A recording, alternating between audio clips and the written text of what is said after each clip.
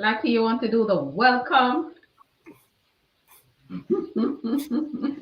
That's it up. Okay.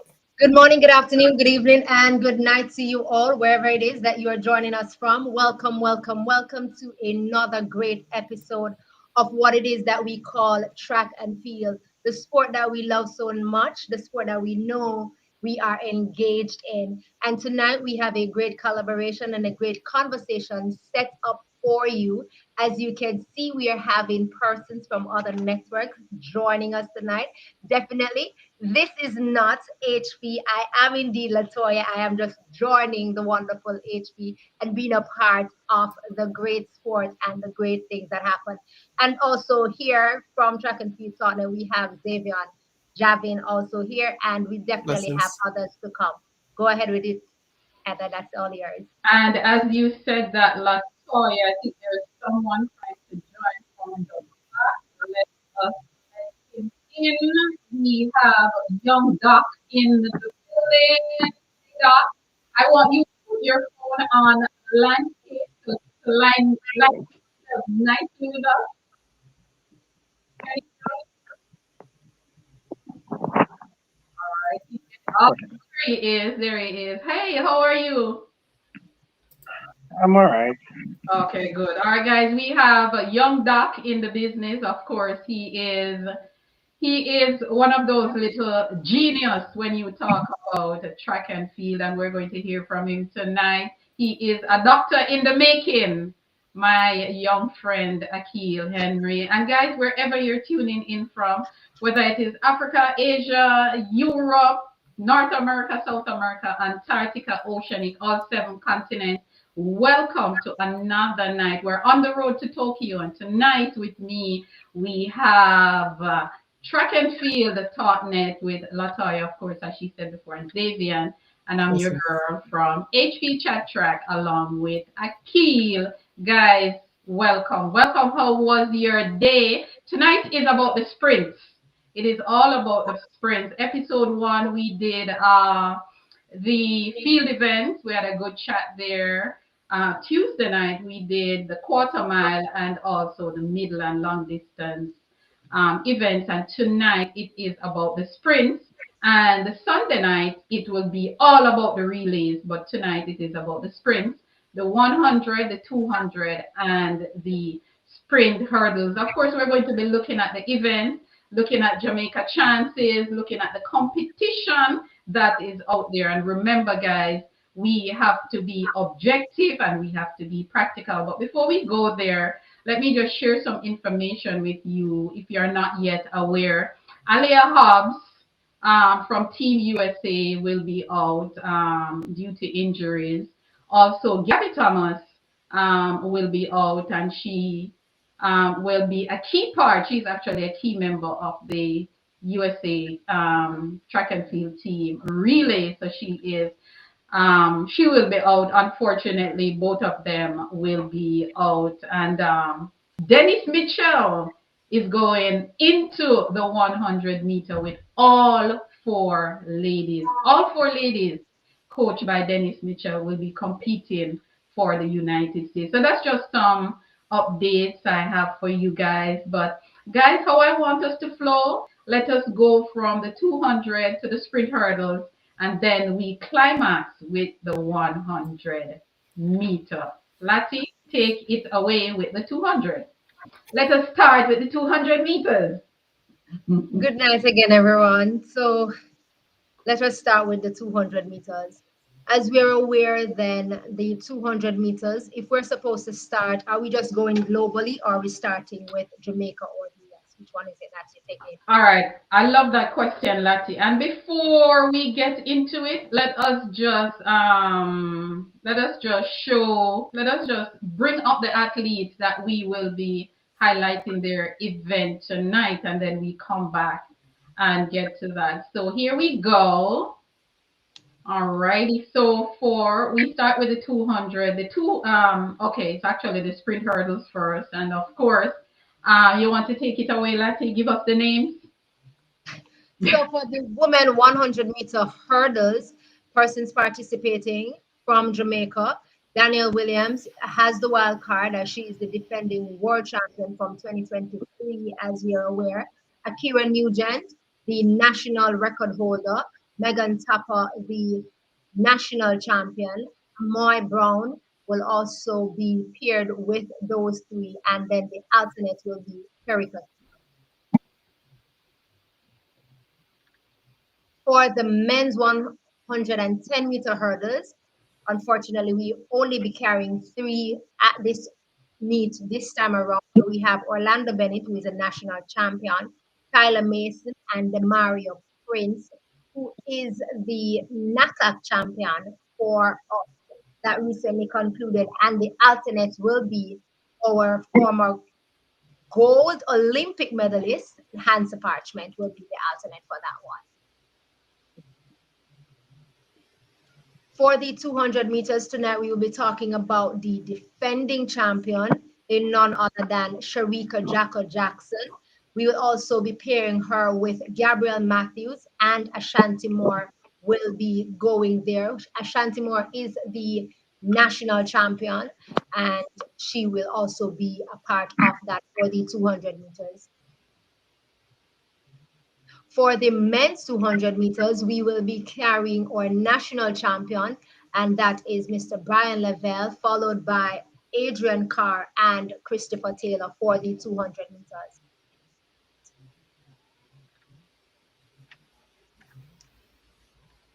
For the women 100 meters, the event that everyone is vying to see, the event that everyone wants to see, and that will comprise of the national champion, none other than one of the up and coming athletes, one of our up and coming young stars that we are lot to see, that is Tina Clayton, followed by Sharika Jacko Jackson, and that will also have the woman that we have grown to call the queen of the 100-meter sprint, and that is none other than Dr. Shelley and Fraser Price will be in that, the woman that will be, carrying the complete championships on her back, because everybody is going to see her do this last lap. And then they will also be paired with them as the alternate.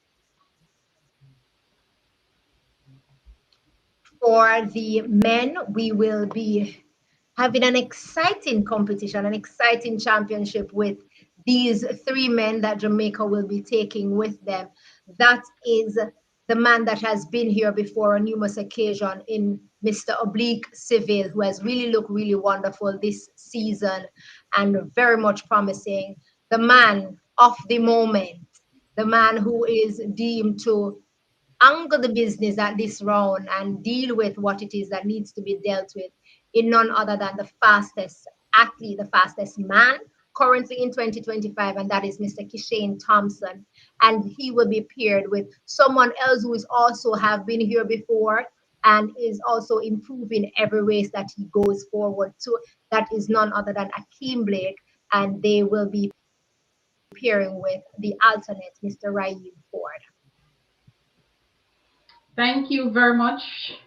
Thank you very much for that, Lati. And with that said, we will now be looking at each event by gender. The men, the women. Let us talk about the 200 meters. Xavier, repeat for Sharika. Gonna be very challenging. Um, but she would want to be one of the most experienced one in the field. Know what need to be done. I think we should still bet on her. I would still give her an 85% chance to come good. She still have one of the, or one of, would say one of the greatest coach of all time in her corner. One of the challenges that we have not seen Sharika race that much this season. I think she's hiding her hand.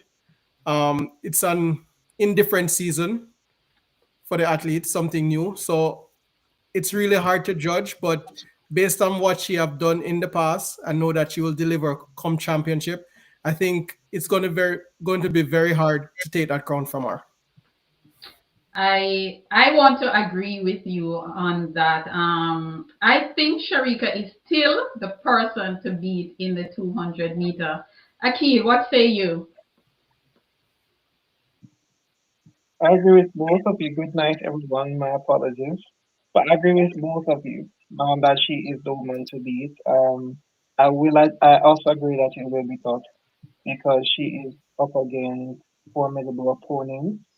However, I believe that if if her coach gets her to at least 90%, given her performances in the past and given her capabilities, I think a 90% Sharika is still a formidable opponent. So I definitely believe that she is the woman to be in the 200.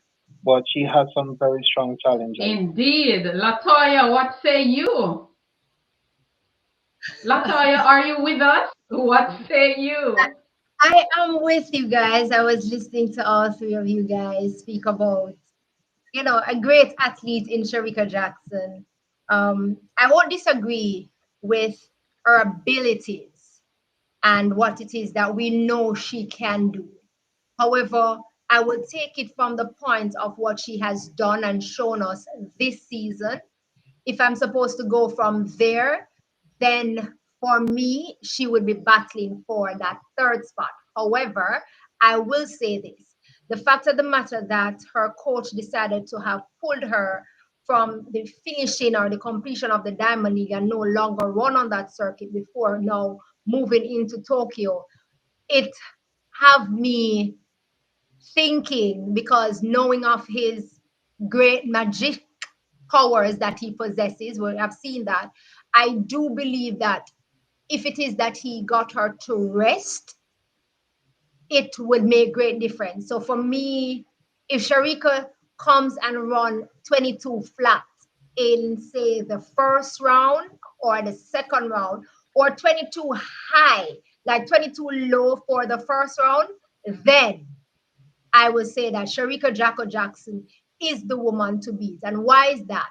I say that because if it is that he gets her to that 22 flat in her first round thereabout, then it means that she would be moving into 21. And when she moves into 21 in that second round, everyone will be coming at her. And if she gets off that curve before them, then they will have to know, they will see the back of her because she's the defending champion. And I mean, the fact that she didn't show 2024, she's coming with a vengeance in 2025. I want to ask a question. Do you think the wild card is a good thing? And let me tell you why I ask. I've been observing that a lot of times the athletes with the wild card, they do not work as hard in that season as athletes without a wild card, because we have a lot of wild cards going into Tokyo that it's kind of, they're not leading their event. So is the wild card a good thing or a bad thing, Xavier? The wild card works in it has its pros and its cons. It robs us of Sherika competing to to her fullest potential this season, because not even Sherika only, you have a lot of athletes that just back off and say, you know what, I Mhm. just need to show up when in championship. So it robbed the sport of what really we expect over a season. Um, but when you look on the positive side of it, you really want to see a defending champion defend their title Mhm. in any sport of at all.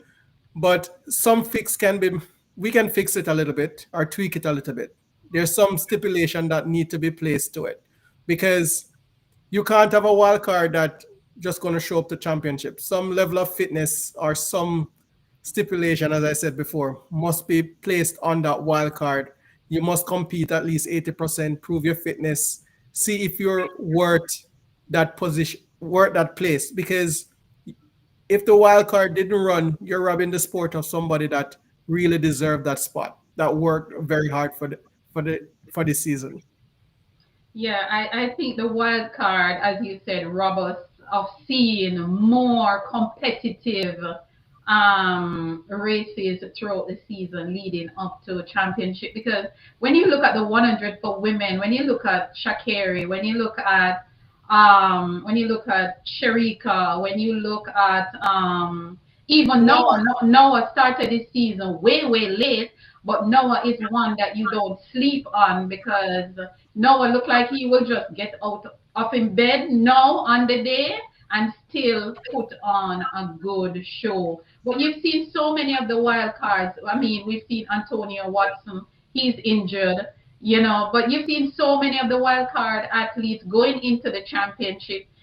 They just kind of look sluggish, when you look at their event. Somebody was saying to me earlier this season, HP, do you think a lot of the wild card people are going to lose their event? Is it that we're going to be crowning new champions all around? And when you look at some events, maybe it will. Akil, your thoughts? You're burning to say something. Akil, are you hearing us? All right. It seems as if Akil is having. Yes, you Yes, hear I'm me hearing now? you now.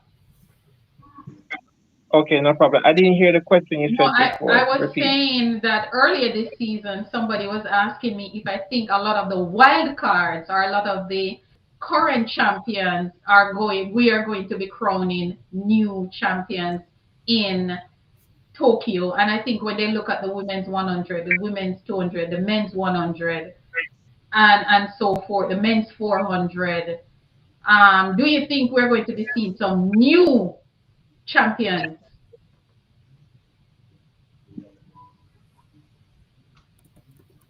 I do expect to see some new champions, for especially for the sprint event, because I think all of the events have changed drastically over the last 2 years. So, the standards in 2023 are definitely not the standards in 2022. So, I do believe that we're going to see some new champions. But to go back to the conversation about the wild card, in my humble opinion, they earned it by becoming world champions. And yes, yes, they weren't as competitive as you'd want them to be throughout the season. But at the same time as well, I think the wild card gives them a leverage that they earned in being world champions in the first place. So I'm all for the wild card. I I do understand that sometimes a lot can happen in 2 years, and things can change. Athletes not at optimum as they were 2 years ago, but I still believe that the wild card is valid because athletes did earn it. They earned it by becoming world champions. So yeah, man, it's an privilege, and I'm all for that privilege, especially in a sport of track and field. And don't get me wrong, I love the wild card because it gives us an additional person for the event. I love to see Jamaica having four in events. I really like that. But Ashanti Moore and Gabrielle White, two newbies, Lati. Gabrielle is more the newbie, you Yeah. would say, in the bundle, and I'm happy for her. I'm happy to see her get the opportunity. She put herself in that position to do it, and I wish her all the best. And I do believe that this will assist her in going further and knowing that everything and anything is possible. She can do it. As for Ashanti Moore, Ashanti Moore is having the season of her life She since has she has, worked, yes. Yeah. since she has come on over into the senior world. I mean, a couple persons well have been wondering where is Ashanti Moore. I mean, because we know the caliber of athlete that she is and what it is that she can do, or what it is that we saw in her. So to see her do it this season, great. I'm really happy for her. I'm really clapping for her. I am steering that ship with her and for her. And for me, getting to the semifinals based on the the field of athletes that we are, maybe putting up for these 200 meters globally. Getting to the semifinals for me is a gold medal for Ashanti Moore. So even if it is that she doesn't get into the finals and get into the semifinals, chef kiss. It will Yeah. be really lovely. Same as how, I mean, when Kevona Davis moved into the semifinals, and what it is that we saw from her at that point against the current world Olympic champion in Julian Alfred, it was something to see, and therefore it gives you an idea or a thought space of what is to come. And I do hope that more will come out of it, because as Jamaicans, we need more persons to step up to that event on both sides. Sharika alone can't carry the flag. Yeah. She's capable of doing it, but we can't allow her alone to carry that flag solely all the time. So yeah. Just to share some information, the qualifying mark is 22.57. The world lead is 21.71 by Julian Alfred. Xavier, 48, the quota for this event is 48, and only 24 women attain the qualifying mark. A lot of athletes um, this season stayed away from the 200 meter. For some strange reason, they are not being competitive, or you have not seen that stock field that we're used to. Normally, you have this competition that week in, week out, persons are pushing each other. So I was just looking at the numbers, and as you said, it's maybe the standard has went a little bit too high, or it's an event that a lot of persons are not paying attention to anymore. Because even if you looked at the Jamaican ladies, trying to find persons to compete was a challenge.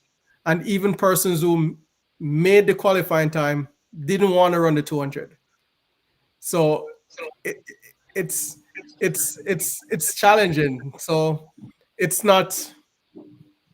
I think they're moving away from it. It's not one of the easiest events. But where are they going, Xavier? Um, Where where so are they going? to be honest, because if you look at Dejanay Oakley, I would have loved to see her in my 200. Go ahead, Latoya. I raise my hand because I do not want you to emphasize on the Dejanay Oakley situation. I mean, you would have loved to seen her in the 200. She did make the qualifying mark for the 200 meters, but also she has done exceptionally well in the 400 meters. And to choose between an event that you have been doing all time this season and an event that you haven't really put all the work into because it is not your baby event, it's not your pet event, to take her and say, hey, because you have done this, we need you to go there. I believe she made the right choice. So I just No, don't want you to no, I'm expound not on it saying that. I'm not saying that we woman. should take her and put her there. I just think that there's hope. When we look at the twins, they're they're brilliant 200-meter runners, and they stayed away from it. And a lot of people don't understand. They stayed away from it. So a lot of athletes are afraid of doubling. We had a conversation where we're not having enough athletes. The old-fashioned Jamaican, you don't see one without the other. You see a Merlin Natty, the 100, the 200.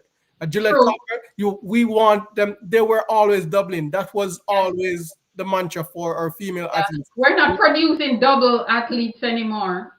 It's like Yeah. I know what it is. Money is in the sport, and you decide where you want to make your money, and where the luxury is, and the hard work and dedication. You say will tell you it's really hard work to do it. There's a question for you, Xavier. Somebody's asking, why do you think they stayed away from it this season? Is there a reason? And I don't think it's just this season. I think we've been having this for So, the last few years. so That we was have been that in was that trouble. We question have was been in trouble for a regarding the little bit, twins.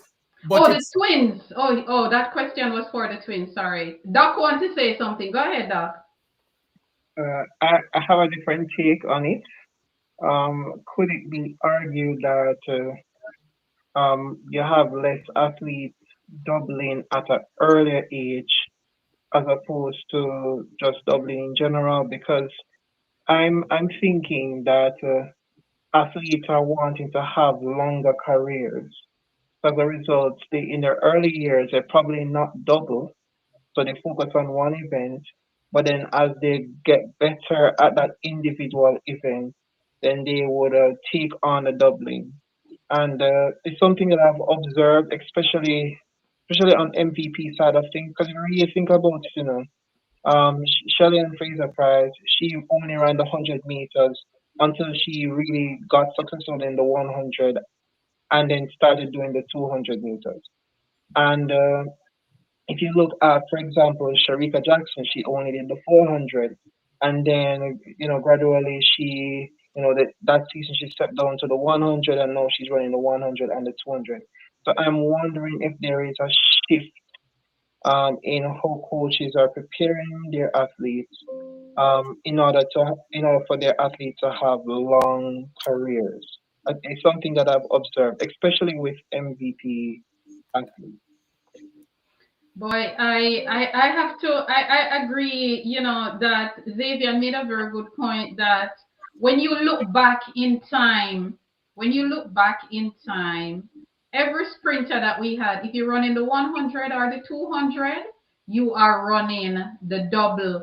Um, we can go back. He went back to Merlin Otti. He went back to Juliet Cuthbert. We can go back to Veronica Campbell Brown. We can go back to Aileen. We can go back to so many of these athletes. Karen Stewart, Sharon Simpson. These were all double, double. But I noticed that in the last few years, because even when we look at MVP doesn't create a lot of 1-2 athletes. They don't. When you look at Nesta Carter, Michael Frater, Asafa Powell, it was just one event. Shelley in the earlier part, as you said. Lati, you have a question? I saw your hand. No, you just use the word that's double double. And once I hear double double, I only think of the I great know, the great Elaine Evangeline, Thompson. And as you talk, So so listen, so the reason why I thought of her is based on what Doc said about he's wondering if it is that persons choose to do the one event when they are younger.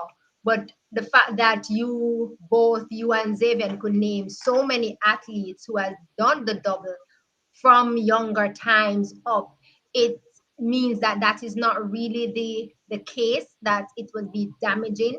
I know sometimes you find that the schedules are not conducive for them to do it. Majorly, we normally see the 4-2 schedule is not really conducive to allow the athletes to do that particular double. In I mean, over the years, especially in recent times, we hear the great Dr. Shirley Fraser Price complain about that because she just finished the 100 meters and then the 200 meters is just like a couple hours later, and that takes a toll. While we will see that for the men's side, it is totally different, and therefore, I mean, I do believe it is something for the organizers of the schedules to look into. I do think that this year World Championship organizers, the schedule for this one, yeah. yeah, But it but is really. I have a question, Latoya. It's pretty much unique to only Jamaicans. You have a Melissa Jefferson going for the double. You have a no no Right, so no that's what no. I'm So, saying. so It's not. it's not I was saying it's not because of them being young, because we can name no. so So it's many not. So athletes who have done it's that. a problem that or a challenge that J3 or athletes are deciding upon themselves not I would to. put this one on the All right, not J3. J3. My bad. My Yeah, bad. yeah. It's something that is the mindset of our athletes. We don't want to be, and we're going to be very practical about it. Because if it was a global thing that we see persons not doing it, because when you look at the Great Britain girls, they double. When Mm-hmm. you look at Melissa, the Americans double. Mm-hmm. Their schedule in A Field the other day was brutal, and they double. Our Yeah. athletes are, I love to say it, is just getting weak. they're getting weaker and weaker over the time because they're shying away from what our legacy was. Some of our greatest sprinters in the new era, they're not double athletes. If you take Elaine out of it, if we take Elaine and Sharika out of it, that's it. If you take Shelly and Sharika out of it right now, along with Elaine, not even Shelly so much. Shelly did it twice, and Shelly, I remember in an interview, Shelly said to you, saying, "Oh, you do it. Oh, Land you it do the again. double." Land it again. The double was so easy for Johan Blake and Warren Usain Weir. Bolt, and well, Warren Weir just did the two, but Usain Bolt and Johan Blake made the double look so easy. Veronica made it look like a walk in the park, those athletes. So maybe it is mindset. Maybe I don't know if the coaches have anything to do with choosing the event, but we have not been seeing a lot of double. Go ahead, Lati. I want us to give the twins grace. And I say that because they have not, as much as we have said that they have arrived on the senior platform, they have not yet arrived No. Mm-mm. because of the potential that we know that they have. They have not yet arrived. Because I will say this, the twins that we are seeing last year in Tia Clayton and the twin we are seeing this year in Tina Clayton are still injured athletes. And I smile when I say that because we need to understand that the coach that they have done this before with athletes, have them do spectacular things before our eyes, being injured. However, if we give them grace, I do believe that they will do the double. And if they both don't do the double, one will focus on one and one will focus on the other. When we put Melissa Jefferson Xavier into this conversation, remember, this is Melissa Jefferson first year doing the double. So we can't use her Exactly. as an example because she have not yet, I mean, gone a year number two doing the double and stuff like that. So before we say that they are weak, let's give this I would generation, say weak. Weak is because a Xavier used strong the word. word. Weak is a strong word to use. I wouldn't say weak. I don't know if it's mindset. I don't know what's the reason, but all I'm doing, we're comparing data because when you look at the data, up to Johan and Usain Bolt, and that is why I keep saying the new era of athletes. We're not seeing a lot of double, and even during that glory period, we did not have a lot of double. We had more men doubling than the women because um, Veronica and Aileen and Sharon, all three of them ran the 100 and the 200 at the 2004 Olympic Games. All three of them. And I was like, wow, the same three ladies in the 100 and the same three ladies in the 200 that we created history. And of course, went on to winning that outstanding 4x1. Go ahead, Doc. Yes. Just to add to the conversation, what I will say is that um, there's also pay attention to the level of successful doubles. Because if you even you look at Melissa Jefferson's career, right, from NCs, Melissa has doubled during her NCAA career. However, she was predominantly known for her 60 meters and her 100 meters, right? So obviously going into a pro career, she would have been focusing on doubling down on her 100 meters, right? And the 200 meters, with the 200 meters, like this year, really came to the forefront because you can see that she was stronger, she was faster, she was more focused, more driven, hungrier to be one of the best in the Yeah. sport. So when you look at when it comes down to doubling, I still believe that there are some coaches who, when their athletes are younger, they would allow them to prioritize one event, and then they gradually move over We're to in another event. Jamaica, our An junior example, athletes. not just Jamaica, even over No, but we, overseas as we have well. our young athletes doubling and tripling at champs. most of our athletes at champs run two events. They used to run three, and then of course ISA changed the rule. Name me one Mhm. top athlete that only run one event throughout their champs career. If you can name me one, none. But They no, but the all thing double about it, at just a now, I young was age. no, I was giving an example as a young going into the Okay. pro levels. An example of this would have been Dina Asher Smith. When Dina Asher Smith just started, she started out in the 200 meters, right? She started out in the 200 meters. She ran 2015 200 meters, 2016 200 meters, 2017 200 meters, and then it was 2018 now you started seeing her doing 100 meters, right?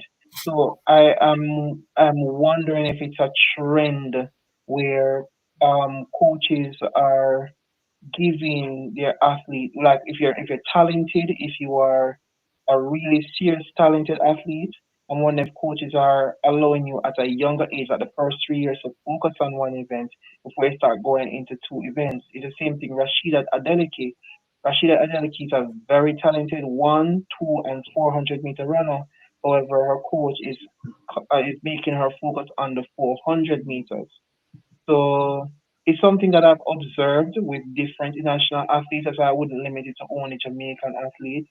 Because I said before, what I realize is that more athletes or more coaches are looking at having 4 years, 6 years, 7 year, 8 year careers because they're seeing that it can be done through other athletes like a Shelly and you've seen and your American athletes as well. So that's something I've observed, a trend that I've observed on the international level, not just I in would love Jamaica. for us to do a study. Doc, you're always saying this and that need to be studied. I think we need to do a study on why our sprinters now, especially now, prefer to do just one event, and that one event is the 100-meter that is very saturated. And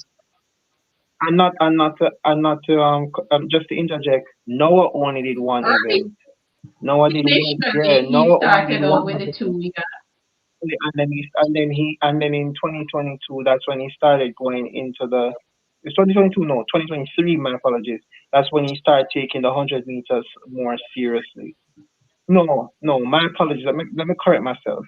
He was doing the 100 meters, but it was really 2023. He started to get some more success in the Because 100 he did meters, it but he has been 2022. Yeah. focusing.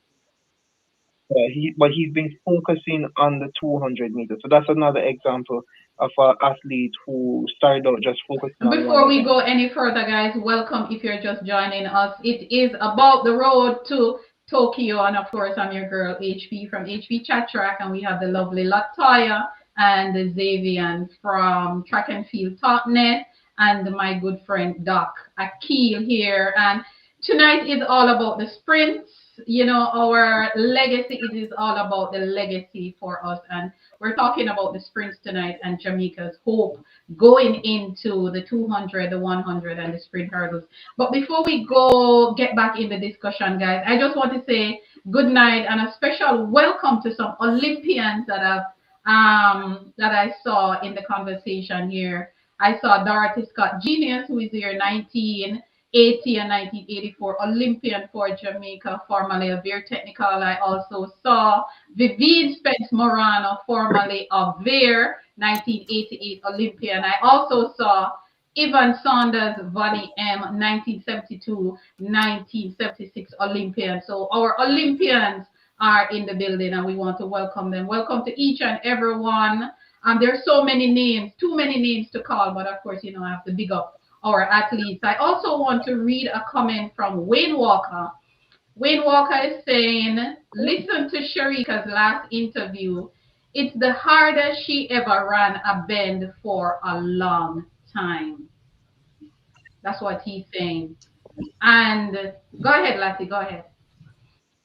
Oh, I wanted to comment on Wayne's comment for a long time, because I felt like she made that comment because we know that since the World Championship at that point in time, 2023, she really haven't run the 200 meters and haven't put much into it because, again, for some of us who would have thought from the get-go, myself very much included, and I hold strongly on that, that Sharika Jackson became injured from that World Championship and she came home like that and have not recovered from that World Championship well enough to give us anything. And hopefully, because she was somewhat challenged, she had to do that bend in the Sharika Jackson way in order to challenge her own body to know where her Mm. body is at and how far she can push that body to, so that when it is that she is really ready to push that body come World Championship, it won't fail her. So I appreciate that she had to do that, and the recovery of that on her body was a good one for her, basically, that she said that. So yeah. Yes, we are looking for big things from her. Let us move over to the men now. You know what I like about the men's 200 meters? They're all youngsters.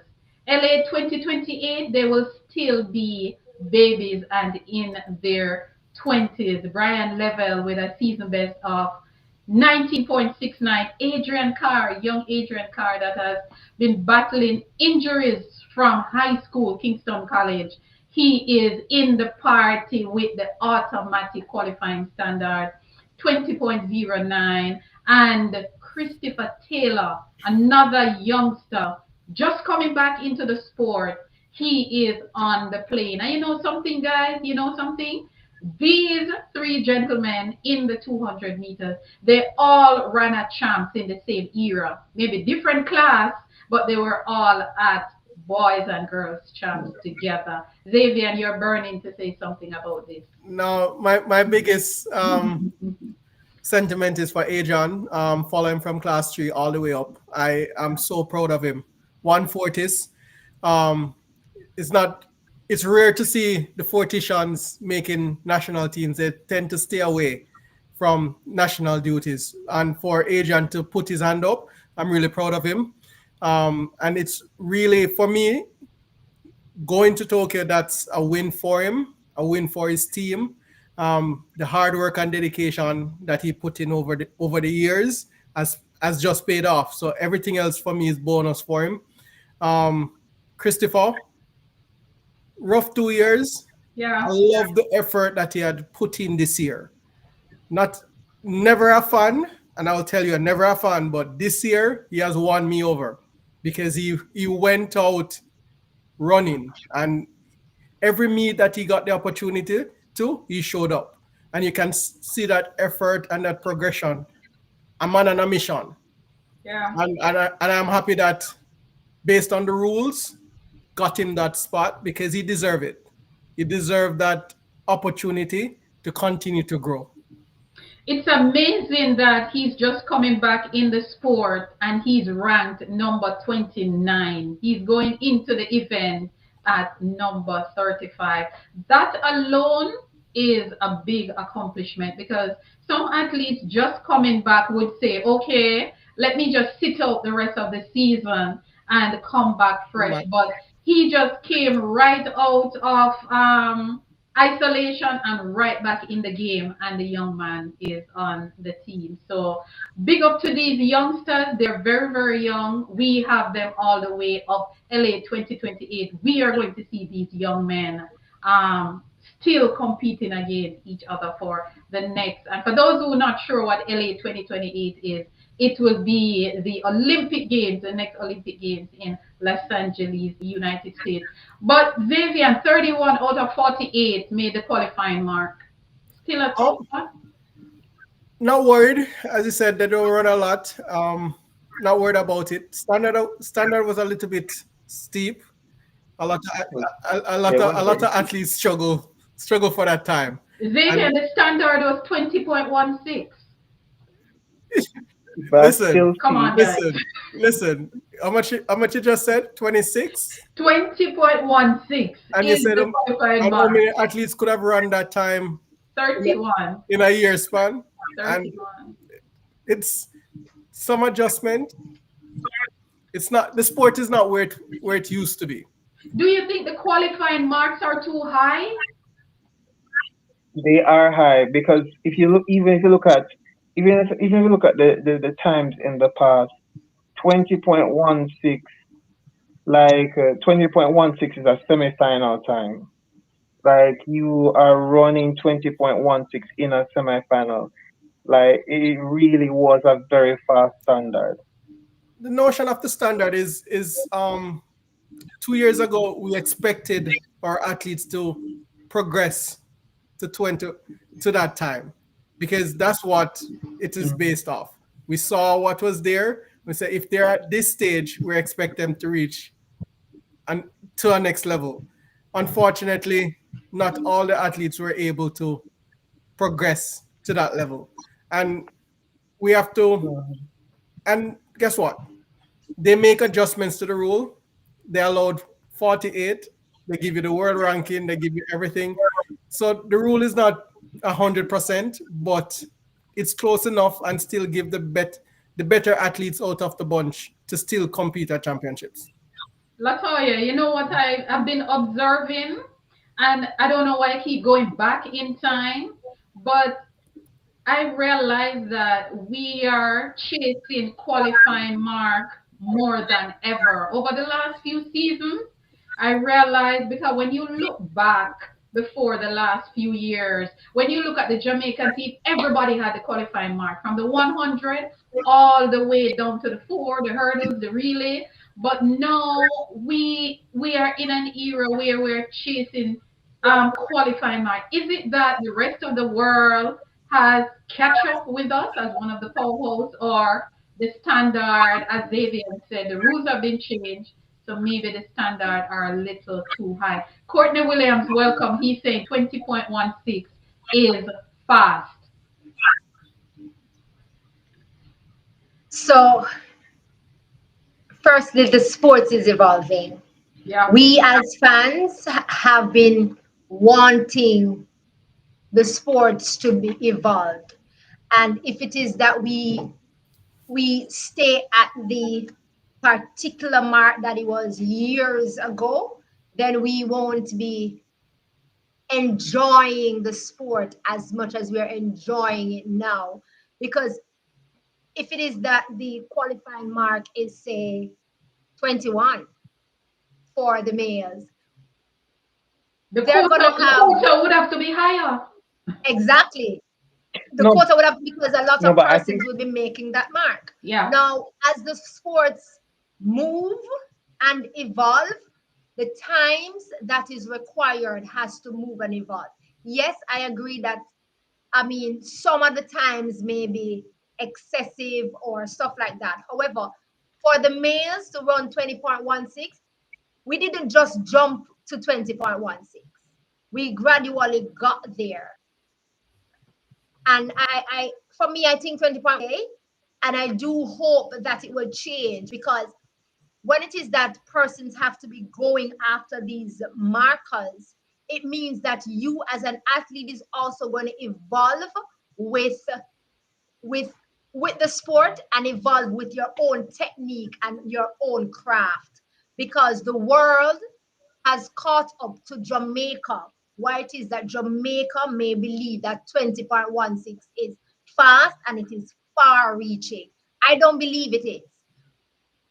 The fact of the matter that we could have two men go run the qualifying time. And I mean, our national champion won in 19 point, and having his name in the conversation, it means for me 20.16 is not too far. Let us talk about Adrian Carr. Whoa. Adrian Carr has been knocking on that door for Yeah. season after season after season. And correct. injury, as we know it from school days, has been one of his problems, which has been a problem for a lot of athletes. But we're speaking about him. And for him to change camps and got it right speaks volume. And Indeed. I emphasize on change camps, because at times we are at one place for too long. and we're doing the same thing over and over and we're getting the same results, it may sometimes mean try something different. This season, whatever it is, if it is because the camp was changed, which we can attest to that in some avenue, and because of whatever more he put into this season, he acquired not 20.16, but 20.09. Is 20.16 too far? No, I don't believe so. The men are running 19. 20.16 is too low These fans until are, then. hello, the Jamaican fans, their standard are high. I can't even read everything that one Jordan is saying, but at the end of what he's saying, is it that, and this is coming from Jordan, just to summarize what he said, is it that we're not focusing on the event, why we seem to be struggling? Is it that when a track meet is at the stadium, everybody lines up for the 100-meter, nobody is lining up for the 200 meters, and then when the time comes, people are trying to make that qualifying mark to get in an event to be on the plane? Is the Some focus there? some athletes are trying when it is too late to get it because maybe the commitment that is required for it is not being put out. One, someone just messaged me and said that the quality of athletes is not as before, right? And I agree that that is so. However, even though the quality of athlete is not as before, are we going to allow that to change the sport and we lower what it is that we want, the standard? I mean, the sport needs to grow and the athletes also need to grow with the sport as well, in my viewpoint. So the quality of athletes um, is definitely totally different in every way possible. The athletes that we see now and the things that they require and they want from the sport now is totally different from the athletes that we are used to or we had. I mean, Ethlyn Tate, I thought I saw her name, Oh yes, Etlin was there, another Olympian, 1988. Yes, she was there. She was there. Yeah, yeah. Yeah, right. So, I mean, those athletes that we had before is totally different from the athletes that we have now, and therefore means that times have changed, times have evolved. Therefore, the sport needs to also evolve into what it But is. let's see, this really need to be studied, because guess what? All of them born in Jamaica. All of them come up through champs, and we're talking about those from way back when you mentioned Etlin Tate, who was a little dynamo, formerly a Veer herself.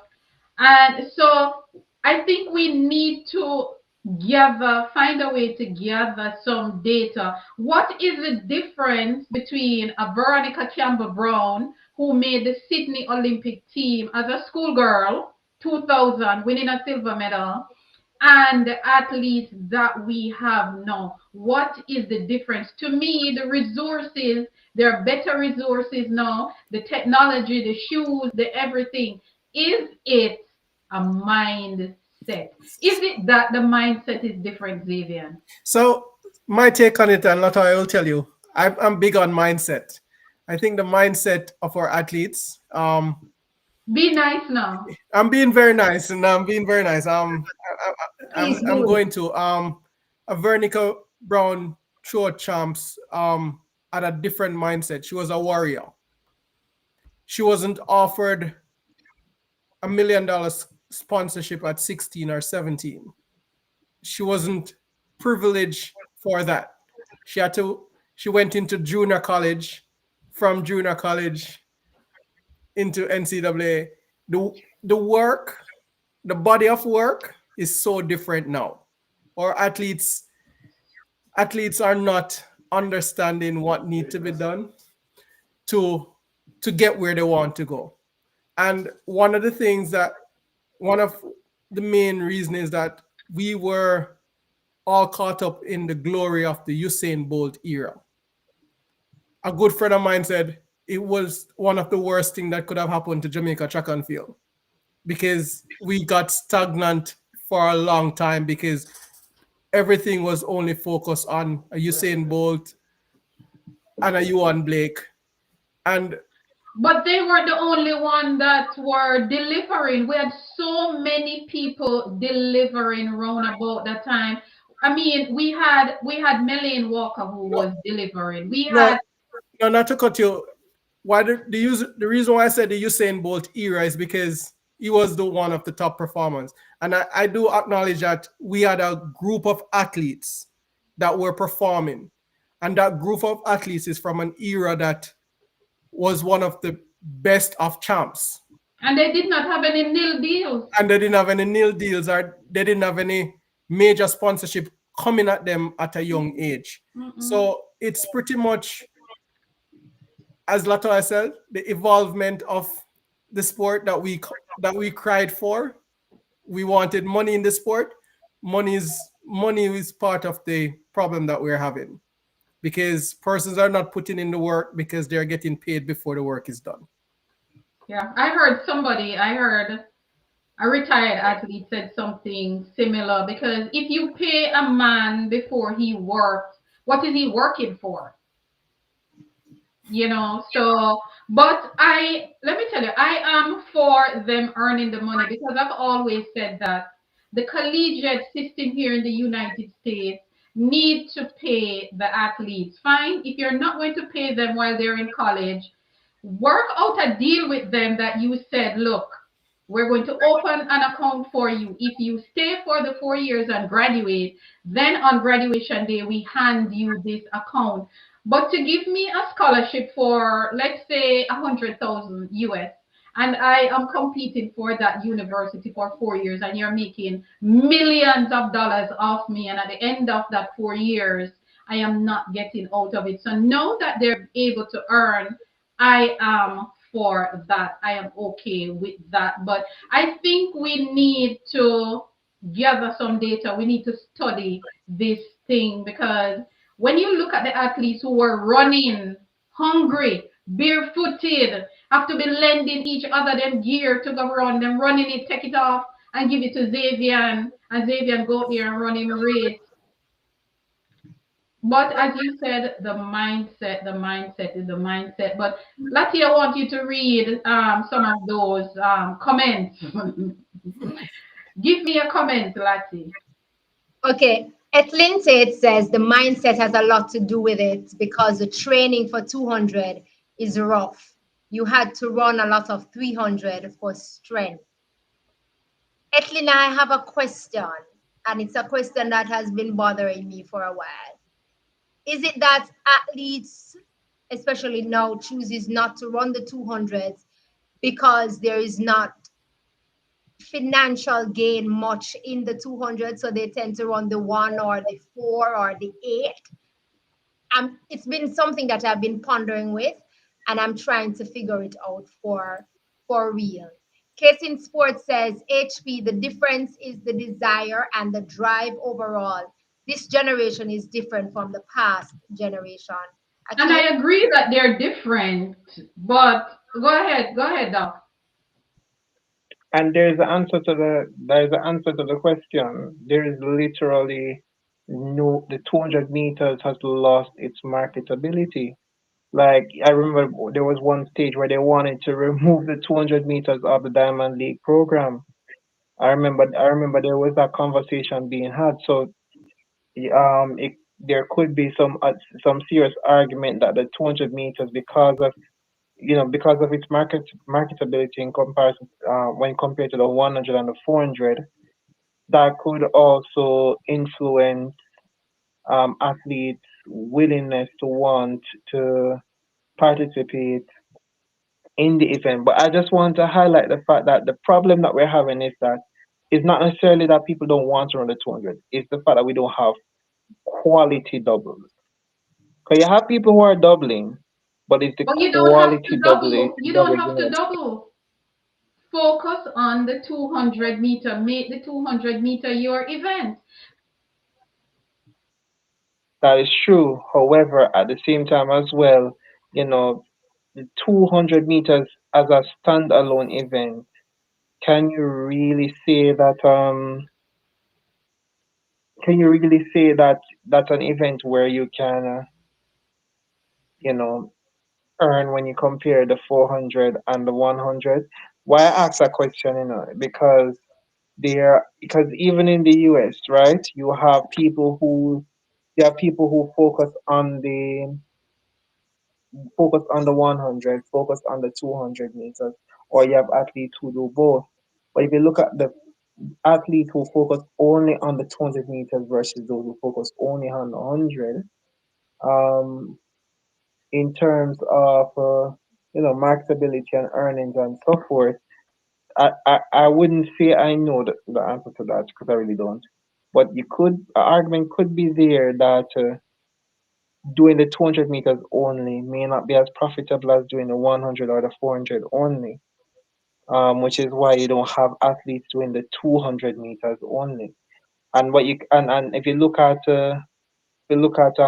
some athlete case this year, you could argue that because the 100-meter team was so tough to make, then some people had to put all their eggs in the 200-meter basket, But Doc, right? if you're an Hmm. athlete and you and your team is paying close attention to what is going on, you will know if maybe you should be concentrating on the 200 when you look at the 100 meters. Objectivity is saying good night, welcome. It's saying VCB was also exceptional. Not every athlete is. What makes you exceptional?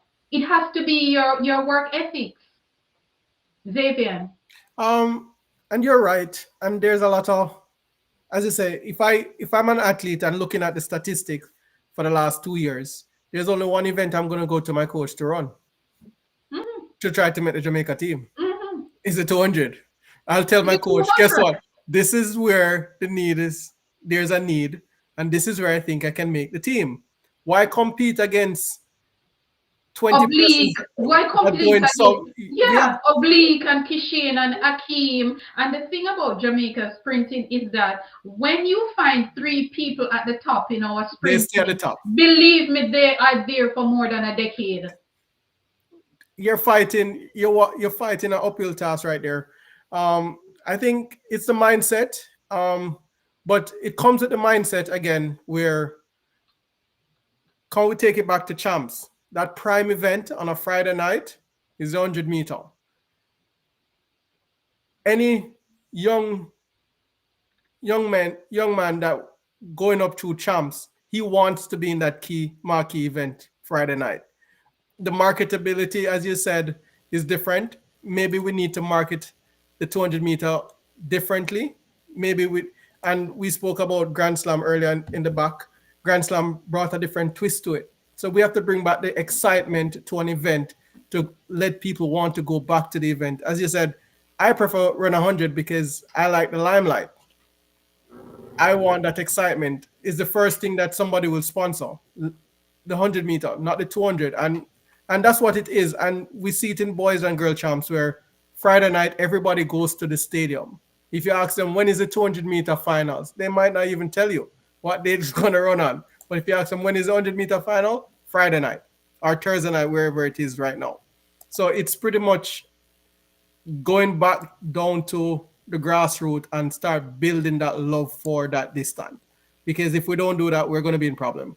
I think we need to be. I had Coach Maurice Wilson here last week, Friday night, and he said something that I think a lot of coaches need to be telling their athletes. He said he looked at Zandrian Barnes and said, "Look, this is where the 400 is at. If you know you're not going to run, you cannot run this time or you're going to run this time. Concentrate on the relay too. Do not leave the relay out of your thing because the relay might be the place where you're able to get a medal. Let us welcome Coach's Desk. Coach's Desk is in the building. Coach Minzy, welcome, welcome. How are you? I'm doing well enough. Seem to be having a challenge with my camera. I don't know why, Yes, you're but buffering a little bit. You're buffering a little bit, but welcome. I hope you get it sorted out to come. and I'm going share. to have to use a different camera. You're hearing me though, right? Yeah, I'm hearing you and I'm Okay. seeing you also. I'm seeing you. Welcome, welcome. With us, we Big up have, everybody in the chat and yes, the panel. yes. Lessons.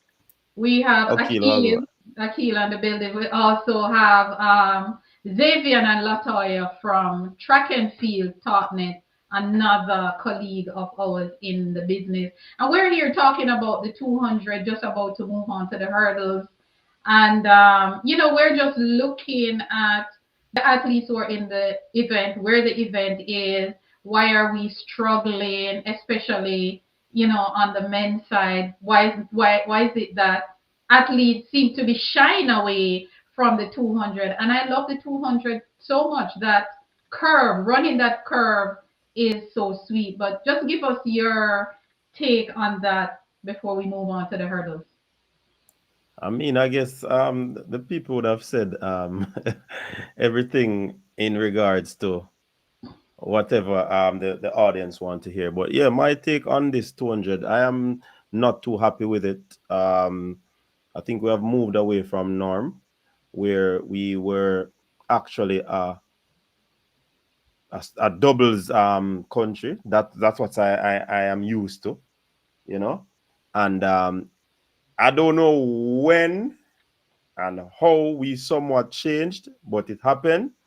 And to me, it really kind of give our track and field a little flat line, so to speak, wanting of a better term. But I just hope that with a Brian level, some persons can, get back into the event and try to push the double so that, I mean, the double is always difficult to complete, but we have seen where it has happened over the years. And what I am used to, as even as a coach myself, if you do the 200 and you have endurance, you do the 4-2. If you do the 100 and you're fast enough, you're also going to be doing the 200 meters. So I don't know what has happened, but there, I hope that there's some sort of change going forward, because we can't take the 100-meter athlete alone. Yeah, it's funny that it's either you were listening to us before or you have one of those minds, because that's what we were talking about earlier.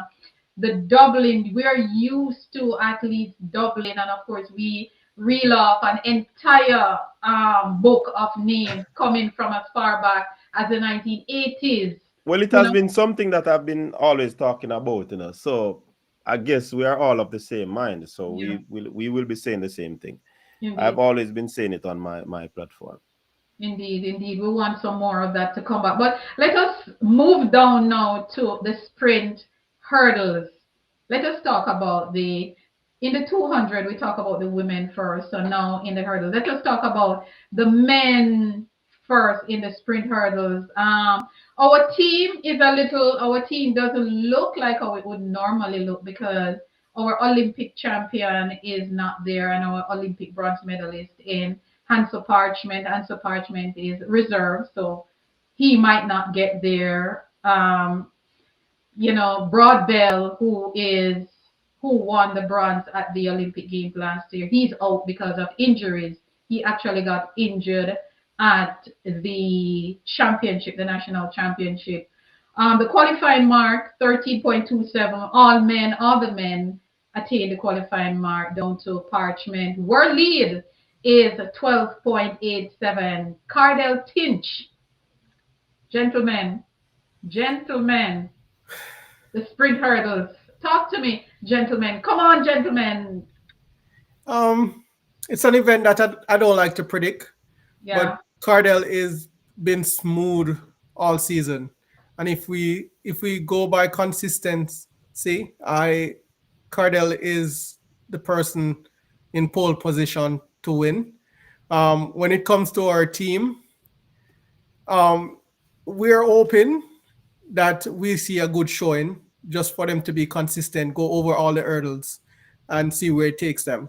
Because, be honest, sub 13 is where you're looking at when it comes on to the male hurdles right now. Um, not taking away anything from our hurdle athletes because they are really good hurdlers, but sometimes we have to call a spade, and being practical, as you said. Mhm. This event is going a little bit further than what Jamaicans are producing at this time. Coach, what do you think about young Demario Prince? He was just in high school not so long ago. I don't know how many of you remember what happened at the Bahamas Carifta Games, but Demario Prince, formerly of St. Jago, seemed to be rounding into form nicely. Your thoughts on his 13.12? Boy, if you're gonna ask me thoughts about them Mario, then remember somebody that I know enough. Of fair with seeing him at training and over these years. Incidentally, he was a long jumper too, He used to do well in long jump. I both did the hurdles and the long jump. Um, the potential was always there. I think he's one of those smooth hurdlers. And if you notice, the hurdlers from St. Jago, they have always been smooth, from a Rashid Broadbell to Mm-hmm. Vasiana and Mm-hmm. now Prince, and there are others. So I am really looking for him to do well. I think he's very fast. He's very technical. Um, he has had some challenges in the past, like you mentioned. Um, I would hope that he would have gotten over that. He displayed a little bit of it. I don't know if it happened over in Bahamas there when at the knockout, but he went on to win the knockout game, Mm-hmm. barring all of that issue. So I'm looking forward for him to do well. He really stepped up his game in the NCAs. He was I think he did well as a freshman at Bale, and then grew into the other year. So he's doing well. Recently signed a NIL. So Woohoo! I love to hear that. obviously we know that something will go on very soon for him, especially if he makes it to the finals of the of the World Championship. Um, I mean, when we talk about these athletes and what we expect, persons say that we are putting pressure on them. I don't think it is pressure. I think is the expectation that we have as fans and persons who who love the sport. So I'm really looking for him to do a pretty decent job. Um, yeah, if he can refine whatever he needs to refine going into Tokyo, then I think he has a very big chance of at least making it to the finals. Um, Hurdles is a rhythmic event. I Mm-hmm. would hope that he would have gotten some more races, but he went to the knockout games and he did well. I really see Tinch though and the reigning champion. They're going to battle it out. He's not so hot where he's at right now, but Tinch is really consistent Is the man to beat. doing, and he's the man to beat. I like Jacoby Tarp as well, that youngster, Mm-hmm. Yeah, very decent hurdler.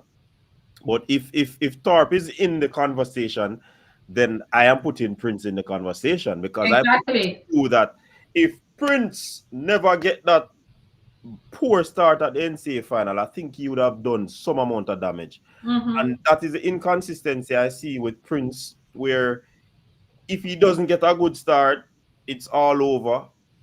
If he gets a good start, it is good, and he might do the unthinkable, which we don't want him to do. So he needs to work on that to put it together so that he can, shake up down at Tokyo.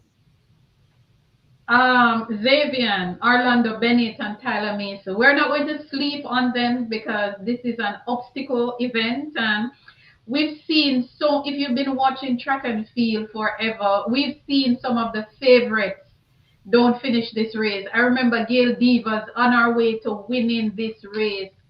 I remember Alan Johnson. I don't know how many of you know Alan Johnson from the United States. Same thing with him. I've seen people like Lolo Jones. So many people have come so close.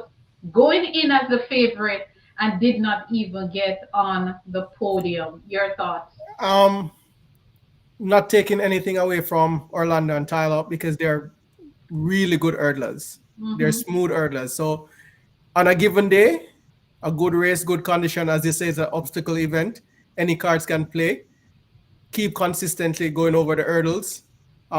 It's a rhythm sport, so rhythm event. So you take your time, go over it. And I think I expect good showing from them. I think I'll get them into the semifinals and see where it takes us from there.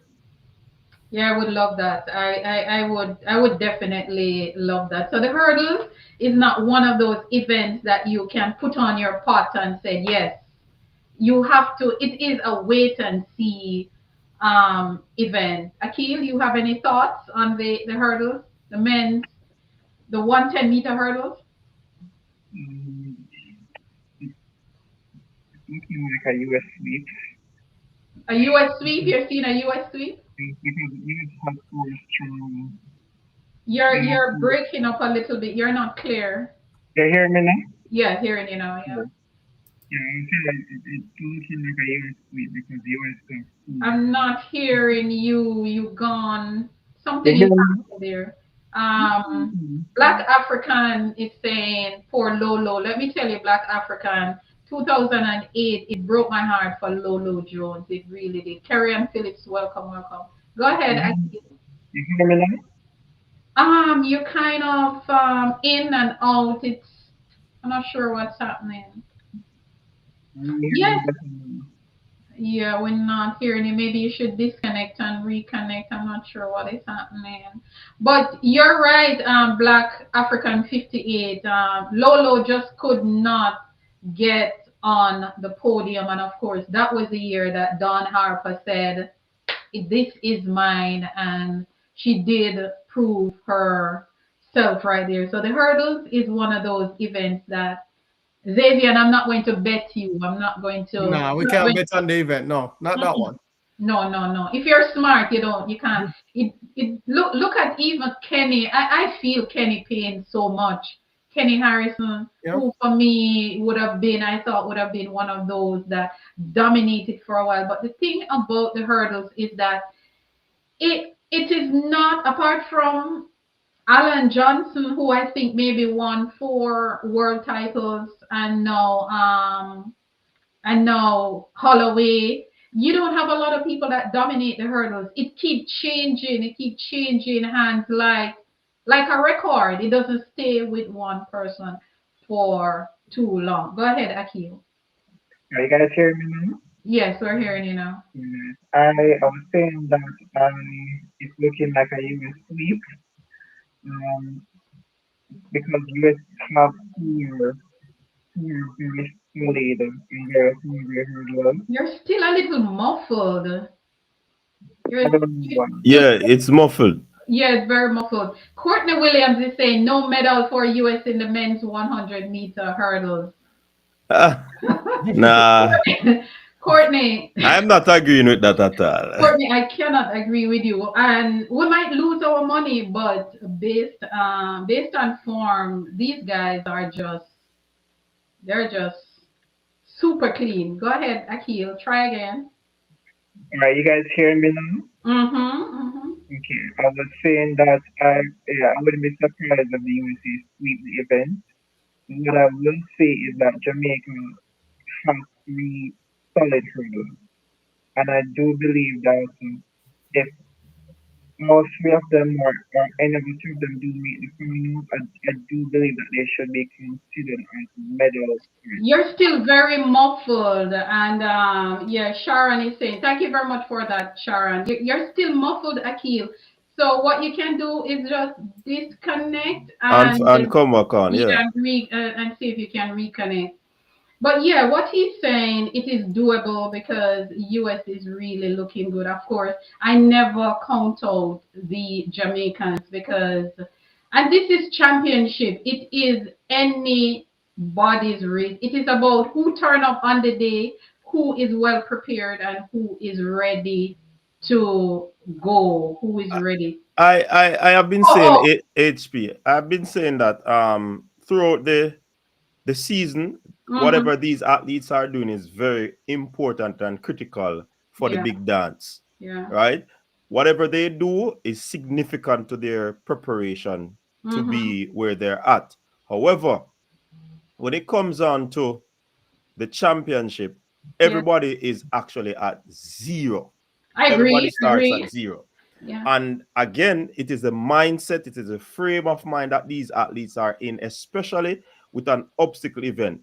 And that's why I've been always saying, I love the fact that these athletes compete against each other week in, week out, because it's a rhythmic event and you want the best to be competing with. So you don't want, when you reach Tokyo, you're going to see a Maasai to the left, a Grey Stark to the right, and then you start to shake. No, the fact that they have been competing, they know what they're up against, they know what they're going to be expecting.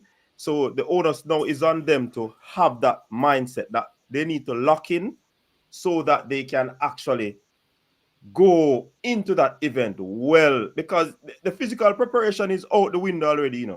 Yeah. It's all in the mental aspect of the game right now. So I mean, it's very difficult to predict, especially when the back-to-back winners of these events are minimal. It can go anyway. Masai is the front runner, but you see Toby and you see Akira. Boy, honestly, I I can't. I'm think not sold on Kobe. the early right now. I So, so coach, you leave out Daniel. hold on before we go And any Daniel, further. yeah, Hold yeah, on. and Daniel. Before we go any further, let me just correct something. I didn't leave out. I just stopped. Courtney Williams is saying he wasn't saying the US, he was saying us as in Jamaica. My bad, my bad. So he wasn't saying the US is not getting any medal. He was actually saying us as in Jamaica. So I just wanted to clear that up. And of course, Rocky Hill is saying, HP, it's time you count out the Jamaicans. Never, never, never. You're gonna have Rocky Illa say things like these, Rocky Hill, I will yeah. never count out my people. I'm sorry. I am practical though. I'm practical, but I'm not going to count on. But let us go back to the ladies. Latoya is just rejoining us. Latoya, the women's sprint hurdles. Jamaica, 1, 2, 3. I won't necessarily say 1, 2, 3 actually. But when it comes to the sprint hurdles, I am big for Daniel. I'm big for Daniel. But one thing for sure is that the women hurdles, sprint hurdles, they show up and they don't give us an opportunity. Definitely, they don't give us an opportunity to call it and always be correct in choosing it. This is the event where you bet your house, you have to sit on the tip of the chair when the race are run, hoping and praying that what you bet your house for is what you get, because it's never always the same. But I do have and I do see Jamaica able to bring home 2 medals from that event for sure. For Give sure. my girl for sure. Yeah, man. That's bold. Wow, that's big. That's We're big, not Lassie. frightened for nobody, but we respect everything. Yeah, man. Come Lassie, on. that's I big. will call that. I will call that. I've always said this and I've always held on to it over the And you're years. talking Daniel and Akira, right? Yes. Definitely, man. Okay. Once, yeah, man. But for sure, definitely over the years, I've always called Daniel for a medal. And for me, she have always angled the business for me. Give her, if we're using all 9 lanes, 1 or 9, we're good. We are medal. If we're using 8 lanes, 2 or 8, we are medal. We not ask Christ. I think Wow. on Latoya, I think Daniel is one of the most experienced hurdler when it comes on to the female. And I don't think she's phased by the times the other ladies are running, because she knows it's an obstacle race. And if she can, and I remember she's saying that her sister told her that she need to go over 11 hurdles the last time she won, and she did do that in front of everybody else. And it's a race that I think experience teaches wisdom. And if Latoya is right, they have to be really good to beat Daniel in the finals if Daniel made the finals. This is going to be a big, wide open race. That's all I can say. Big, wide, and open race. That is all I can say. I mean, when you look at Akira Nugent, when you look at Daniel, when you look at Russell, when you look at Stark, when you look at Toby, those women are aggressive. They attack the hurdles in an aggressive, smooth, technically sound way. And I, if somebody say bet on this race and you get $1 million US, I would not know how to bet. Hey, look like you love it 1 million, you know. Yeah, man, I love a 1 million. Yeah, man, yes, man. I'm calling for $1 million US. All right. You see, if there's any athlete in this event that can actually win, I'm not gonna be as bold as Latoya. As Latoya. However, I am very realistic because the hurdles event can be won on this front. Daniel, if she has a very good race, technically, she's gonna be smooth. And if she's smooth and technically correct, she has to be fast as well. Messiah is also one of those ladies that can be technically good, and she's already fast too. Daniel is faster than her on the flat, but it is about that technical aspect of the race, getting those 3 steps in between as quickly as possible, snap down that trail leg back into the first stride. No. And after two, who has done that? Yeah, because man. as you rightfully said, Daniel is faster on the flat. Yeah. And Daniel has learned to control that. I think that is one of Akira's major concern. Akira is fast on the flat also, but I don't feel like she has fully mastered that speed over the hurdle, in between the hurdles that she have, which is kind of causing her to not snap down that trail leg so perfectly well as how we see Daniel or Megan Tapper does. Yeah, and as I was saying, you see, the technical aspect match with the speed is what is going to take them home. So I mentioned 2 athletes already, Daniel and Masai. You have also another technically gifted person. We're not looking to Europe. Hold on, man. Let me finish what me I say, man. Because me I go right there. You have a next lady that is a world record holder.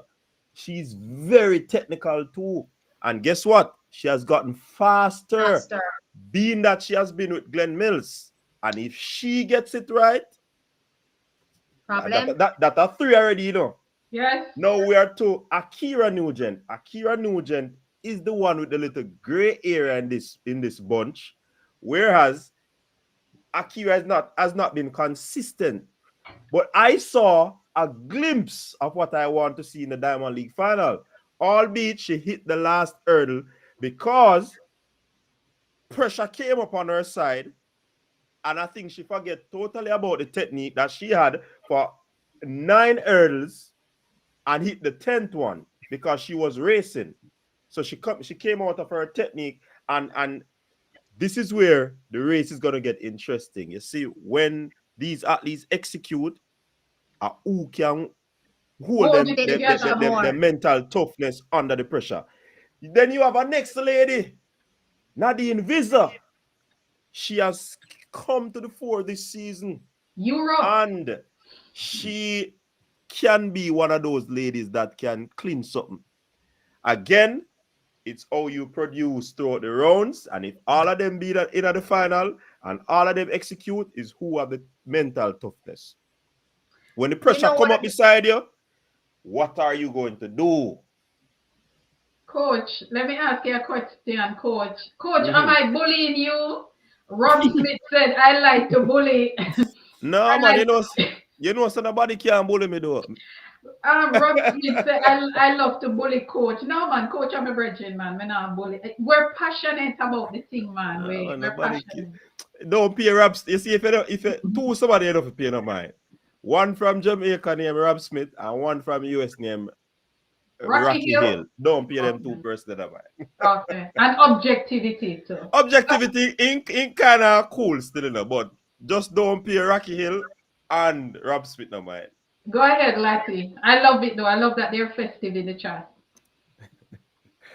Rob Smith Okay, come said to me world now. record win this final. No. Okay. It is what we want for 12-12 to be moved because we have seen the athletes, the ladies, hitting in those 12 and the teens.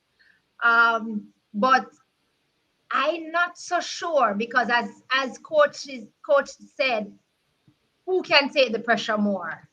Who can handle the pressure more? I feel like the thing that I don't like with the women's hurdles is that the semifinals carry only two.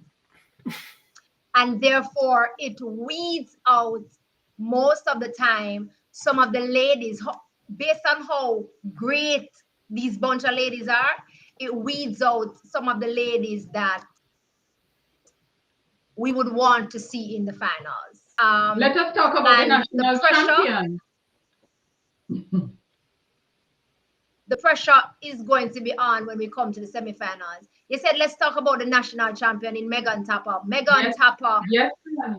is let's talk about the great Megan Tapper. Let me put the great before her. She's the only Jamaican who has ever medaled in that event at the Olympics. So I put the word great before her. Yes, For you're that right. reason. Even though I call Daniel Williams the greatest, but Megan, in her own right, has done her feat also. Can Megan Tapper put herself into the conversation? She has the great potential to do so.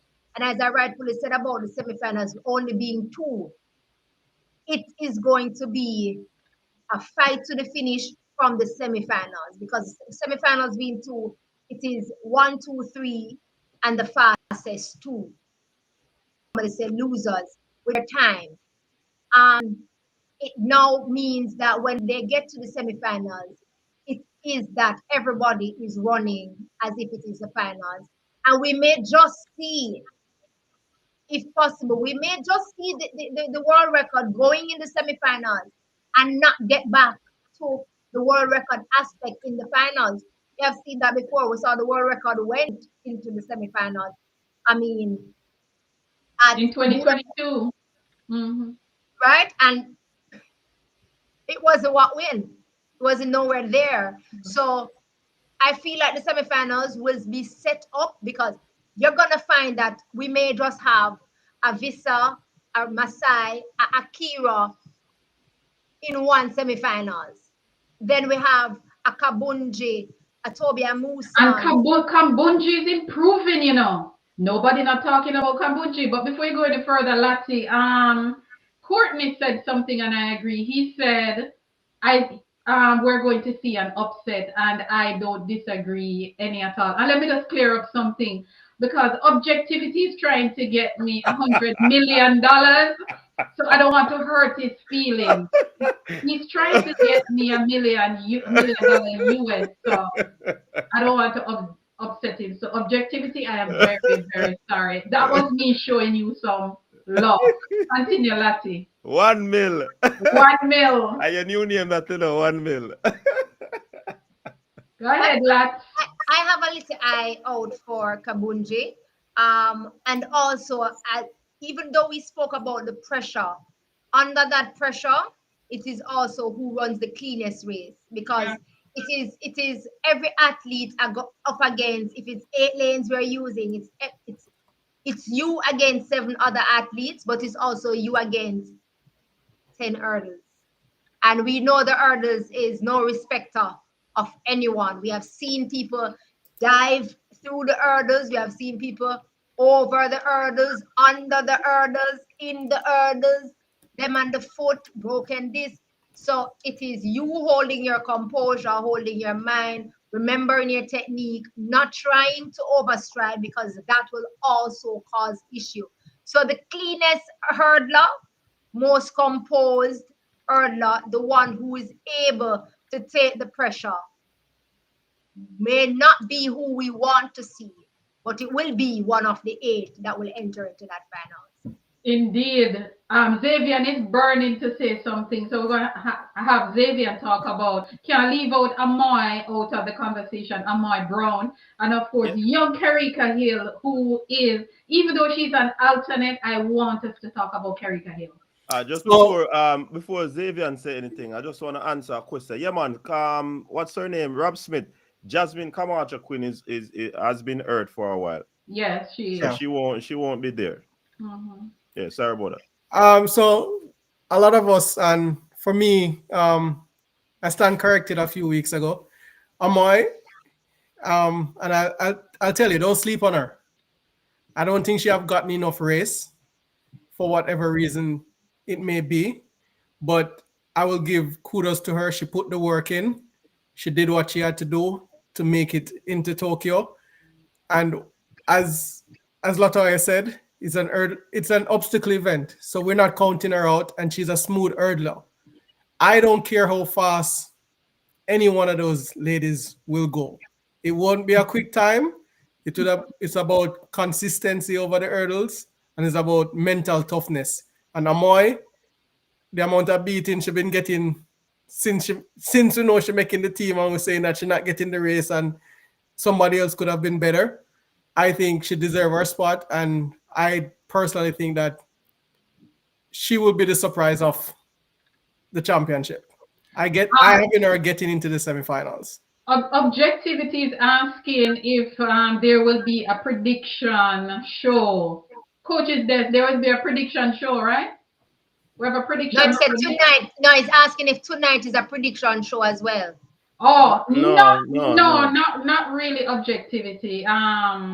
We're just looking at the event, how Jamaica will match up to the rest of the world. But the real prediction show will come next week, early next week, because by next week this time, I think we start watching, because Japan is what, 12 hours, 11 hours ahead. Thursday, we'll be in the morning session. Right, we will be watching as we speak. So we will have a real prediction show, which I don't like to predict, but we are going to do it just the same. But if there's nothing more to be said on the sprint hurdles, now let us move to the 100 meters.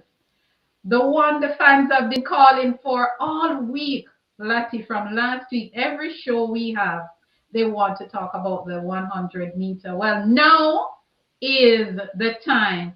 My question that I will start with, is this number 6 for the Mommy Rocket? Anybody? Take it away. Anybody? Is this number 6 for the Pocket Rocket? The great Shelley-Ann Fraser Prize, the great Dr. Shelley-Ann Fraser Prize, the queen of the 100 meter world championship, or the queen as most call her, is wrapping up. And I will say that whatever it is that... Be careful what you say now. No, I won't be careful what I say. It's my opinion. Coach girl, this year now. Yeah, man. That is why we are behave ourselves tonight.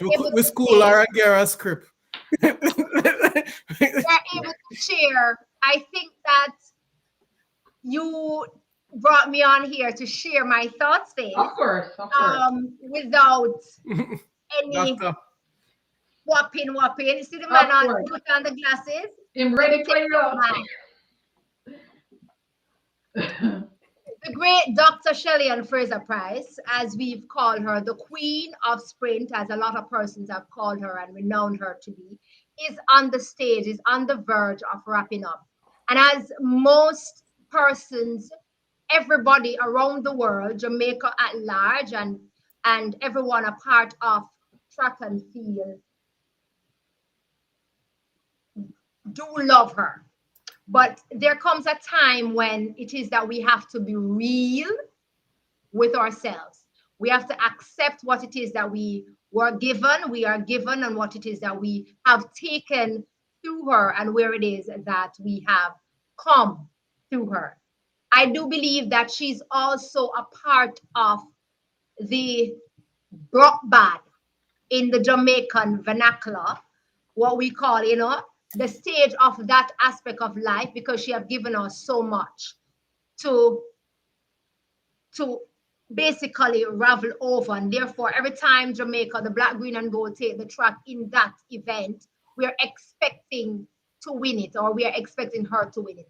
In this time and this era, as we spoke about earlier, coach, before you came, the event, the sport is evolving, and therefore, because it is evolving, we also as fans need to evolve with it. And based on what she has given to us so far this season, because that's what we have to work with so far, her timings are not etched in that gold medal. We do know she's capable of pulling a lot of things outside of the bag. Yes, she is the legendary, and a lot of persons would love for her to get that and to have that and to carry it back home. But if that is not what is being seen, then therefore it's not necessarily possible. And I say that we have to be free and understandable. If it is that Tia Clayton did not pull up in that 100 meters at the national championship, what would we be for? Would we be calling for someone to be giving her that spot because it is her last hurrah? Would we be calling for her to have been the alternate over a Jodine Williams? At this moment, for me, I don't think that she is gold medal ready. My viewpoint. I do believe that the gold medals, I'm a panel to look like no one I call out people and I predict stories. Davian, your time. Because you see Lottie, No, so Lottie going to get herself in trouble. So your time, Davian. I'm one of the biggest Shelley Fraser fan. Balance. So I beg to differ, and I had to tell persons you can't have two different rulers when you're measuring the same sport. One work for the other and one don't work for the other. I think we have not seen Shelley and Fraser Price at her best this season as yet. And Melissa Jefferson, 1065. Shelley has gone 1060. I always believe that Shelley has one more good race in her. And the only challenge I'm facing is, will it be the semifinal that's going to pull that race out of her? I want it to be the final. And before Shelley put that last spike and pull that last set of lace, I'm expecting her to go sub 1065. So if somebody believe that Shelley can come and just decide, say, then she not gonna run anything sub 10.7, don't know who Shelley and Fraser Price is. Me not care how slow she did run 2 weeks ago, or she not run enough race. I expect her to deliver come championship. Coach, your opening remarks. I realize everybody doing an opening remark. So Vivian, You really want me to say something? No, man. Well, no, wait a second. beat and teach me, coach. Come, I open up my hand, Yes, teacher. coach, your opening remark. Beat and teach. Me no beat ladies, man. Come, I'm not the same. Me no depend them something. Come, coach.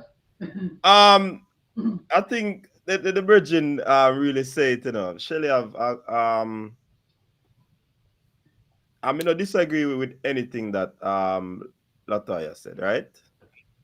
I don't disagree. So let me get that clear. Not because I don't see me how to give some body language. Me just get excited when me hear about me Shelley. You see me? All right. So me here, Xavier, and I say my biggest fan. Or me only glad say him are just the biggest fan. You see me? Anyways. I like to put things in perspective and be realistic.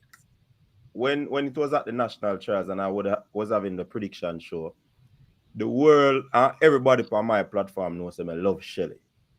And I did not have Shelly in the top 3. And fortunately for her, unfortunately for Tia, she made it. Right? Now, we have been seeing her competing, and yeah, people want to see fast time like my Bridget. Say him see a 10-6 or a sub 10-7. You see me? I'm not putting it that far, but I do see a one pop. And I've been having this conversation with a group of people, and the same thing what you say, I've been saying it. I don't know if at the first round, I kind of rule out the first round. It could be the semi-final or the final where she have one selecting automatic for unleash. Where will it put her? I cannot say. I am not a prophet, and I will not profess to be a prophet. And for me, I just want Shelly reaching at the final there. You see, if she reaching at the final and anything she give me, I will be well pleased. You know why? Shelly has served with distinction. Shelly has served this sport tremendously well. And it would have sad if she fall out in the first round or the semi-finals. It would be sad for some people. Me understand. Anything when Shelly give me this championship, I am well pleased. Because she would have done it all. Me not gonna be biased because she had the all and be all for me in a women's sprinting. But still have to be realistic. Because we have, and again, even though we know that these people have run 10-6 and 10-7 before, and the Tina Clayton is there, the Sharika, the Jefferson, the Alfred. I know it's gonna be difficult for her. Is it me? But when everybody go to the line, everybody start at 0. I think Shelly have one selecting automatic. That's how me assist it. I think get so deep too. in no more information. I like all the opening remarks. But before we go any further, Miller is saying, can you guys name the finalists in the sprint event? I'm not sure. No, man, we can't name the finalists yet, man. Yes. We are ignore that comment, man. We don't get the start list yet. Remember, say you have semi-finals, which are gonna be, you're gonna have semi-final at death. You're gonna have. Listen, man, you're joke, man. Listen, me have 7 out of me 8 finalists, all right now, on paper. You better make sure, say, he was a border. Now break up your 7 where you already have already. Yes, he was a border. It's a problem, child. But just as yeah, listen, he was a border. I mean, I no problem, child. I have 7. No, man, he was a border. Me could have 9 lane for World Championship last time, Listen, he was a border make Sharika frightened, and give what to I'm going to give Miller a little touch of the 100-meter final for the women. And I'm glad that I had this day to answer the question. I wasn't going to share it until the prediction show, but Miller, since as you asked for this, my finalists, and this is 7 of 8, I have Julian Alfred, I have Sharika, I have Tina, I have Melissa Jefferson, that's 4, I have Shakari, 5, I have Talu, 6, and I have Shelly, 7. So why you can't name the whole 8? Because there's always a little surprise. So I don't know. Asterisk beside. Let me tell you who I think can be the dark horse for the final in this. Kayla White from the United States. Coach. TT Terry was named to the team. Yeah, she's on the team. Hey, them say TT. Well, me as a TT Terry not shot in a soul. And somebody said Eve was a border, she now broke her back. That's why I said Kayla. I think Kayla White or Dina, if Dina double, but I think that's where. But these 7 look sure. So none of England people, none of the British now? That's why I leave the one spot and I said, Dana, Man, a is one spot me there I thought about, you know. There's one for me that when no, the but guys, function so all well. right. The seven women that I just named, who would you leave off this list? Sherika Jackson. Shelly, Sherika Jackson. No, I think Sharika gets if into that if final if now. anybody I leave off, mother say Shelly too. I think Shelly is going to find But herself. Remember earlier we were but talking me about like when me say mindset? that, you know, and Shelly does surprise me, Well, you know. no, no. You remember what we were talking about earlier when we said mindset? Shelly has a mindset that we still cannot understand yet. Shelly's mindset when she goes into a championship is not ordinary. Different for true, man. Me can't tell you that. Shelly is not ordinary when she go in a championship. And Shelly, I go show it to us in the first round. She go out there and just go jog the first round like what she did in Paris. Who saw her first round race in Paris? She shut it down very, Yeah, very. yeah, man, So yeah, man. Shelly is in my final. As I said before, either Dina Asher Smith or Darren Nita or Kayla White. Kayla White from the US have been looking good. Yeah, So Kayla White, so that look cool. Miller, let me see what my friend Rocky Hill is saying. Rocky Hill is saying the only Jamaican that has a chance to medal is Sharika. Oh, we weren't at the medal, Rocky. These are just the finalists. Go ahead, Latoya. Onika, let me explain. Onika said, "Oh, Iwa, where did that come from, Latoya? I need to revoke my name from you.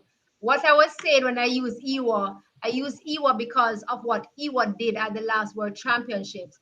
We went into the first round as HP started speaking up, and we have athletes running 11, 11 high, level middle, and Iwa said to herself, look here, you guys doing this, I want to put myself in a space and a position. Iwa run 10:99 first round. Therefore, she got the opportunity to be away from the big names, the stars in the semifinals. And they were doing the batter thing. And she put herself into the finals because of what she did into the first round. So when I used Iwa, I was saying, don't let Iwa be that space where we're ending up with 9 lanes again, No, because man. Iwa caused the We, sh- 9 lanes should to even have a happen. conversation about Eva Saboda. Honestly, me No, not we don't lie. want a No, 9 man. lane, we want We 8 should even lane. have 8 lane we No, want. if we are gonna talk about Eva Saboda, I gonna have problem to get people. Shelly I feel in final then. Me stop talk. Shelly in a No, final. I am not putting Iwa into it the she's final. going I to am saying create I'm another saying lane. I hope that we don't have another person who did what Iwa did, while we ended up with 9 lanes and ended up Shakari winning from Listen to out of this. lane 9. That is Okay, what I'm me trying to get what you say. say now. I hope I get it right. I hope I get this. Exactly. That's what I'm I trying to hope I get say. this right. Toki, otherwise known as True Blue, is saying Shakari to me will not make the And we final, cannot say that. Well, and he we just can. said, Yes. but Mhm. oh, Yeah, people, we can. if we are gonna put Shelly in a final, Shelly run 11 to Shelly run a 10-9. Why Shakiri can't go in a final? Yeah, I think Right there. Don't Shakiri. be fooled. When are we going to change the guard comfortably? For Huh? me, when The are we guard going to changed change already. the guard? No, I don't think that we have changed the guard Why comfortably. not? The guard Why not? changed long time, The Latoya. guard changed. The Latoya, fact Shelly is you just on the glory lap. exactly she the the She team, not so she have in compete. a conversation. Yeah, she No, just no, no, she I'm on the not. No. I The just guard asked nine. the changed, She man. I get question. lane It nine. changed. It I I hold changed. get on. lane nine. I I don't know if I get lane understand. nine. I understand what Latoya is saying. At age 37, 36, 37, Shellyan went to Eugene and win the title 2022. She came back 2023 and she was on the podium again at 37 plus as 36. Last year, granted, she did not finish the championship. So I understand what Lati is saying. It is not being changed comfortably because Comfort, it's not really about Shelly. Shelly, It's not really, I'm Shelly speaking about should Shelly. not be Comfortably. based on age. Shelly should not be doing what she's doing. Shelly is disrespectful. Well, To who? I'm not making. they are not doing what they're supposed to do then, because Ah, there you Just the go. the reason. guard has been changed. It's just that these Not folks are comfortably. not Shelly has taking it given up. up this guard long Take it, time. take it. No, I don't think so. She said, take it and go on, and nobody no No. want it. Man, Shelly, What, give up that what man. No, happened? Shelly now Okay, hold on for hold nothing, on, man. hold on there. Guys, hold on. One second. Hold on, One one second, second. Latoya. Elaine didn't run until Sherika for win. Right? The guard changed. People giving up. Shelly has given up the ghost for 2-3 years ago. No, but Expect Lottie not somebody to. saying I'm it not, have a change, you know. She said not comfortably. Shelly, when you look at Why Shelly, is it not changed what comfortable? was the time? That's the point I Hold want on. to know. Why What is it not was changed what comfortable? was the time Shelly and won with at age 35, 36, 2022? She set a championship record, guys. 1072.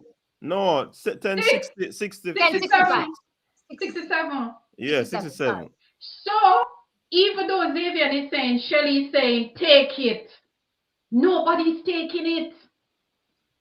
2023, Shelly came back and won bronze behind Shakari, Sharika, and won. And look at Shelly again on the Jamaican team at age 37, going 38. Shelly is 3 months away from being 38. So, and that's why I want Lataya to explain to me, why is it a No, you situation see, where it's not because I use the comfortable word, change? because I say the guard being changed comfortably, coach, you're automatically believing that I'm speaking of Shelly. And Rob, no, I do not want us to stop believing in No, Shelly. I One think the second. guard has been changed. And I It has use the nothing to word do with Shelly. comfortably. She said I use the comfortably. word Yeah. comfortably. I And never said that the guard. explain that part to me now. Shelly The should not comfortable make. part. Shelly should not No, be but making the podium. HP, she's saying it has nothing to do with Shelly. So I want her to explain what her comfortable means, so we can Because get we an are okay. understanding. So do you believe that even on the men's side the guard has been changed comfortably? Because Yeah. we're still living in the era of the Usain Bolt, the great Usain Bolt. We're still living in 1 second. We're still living in that era, and people for coach. I'm not here to disrespect your coach. I'm just here to share, right? No, As I also learned.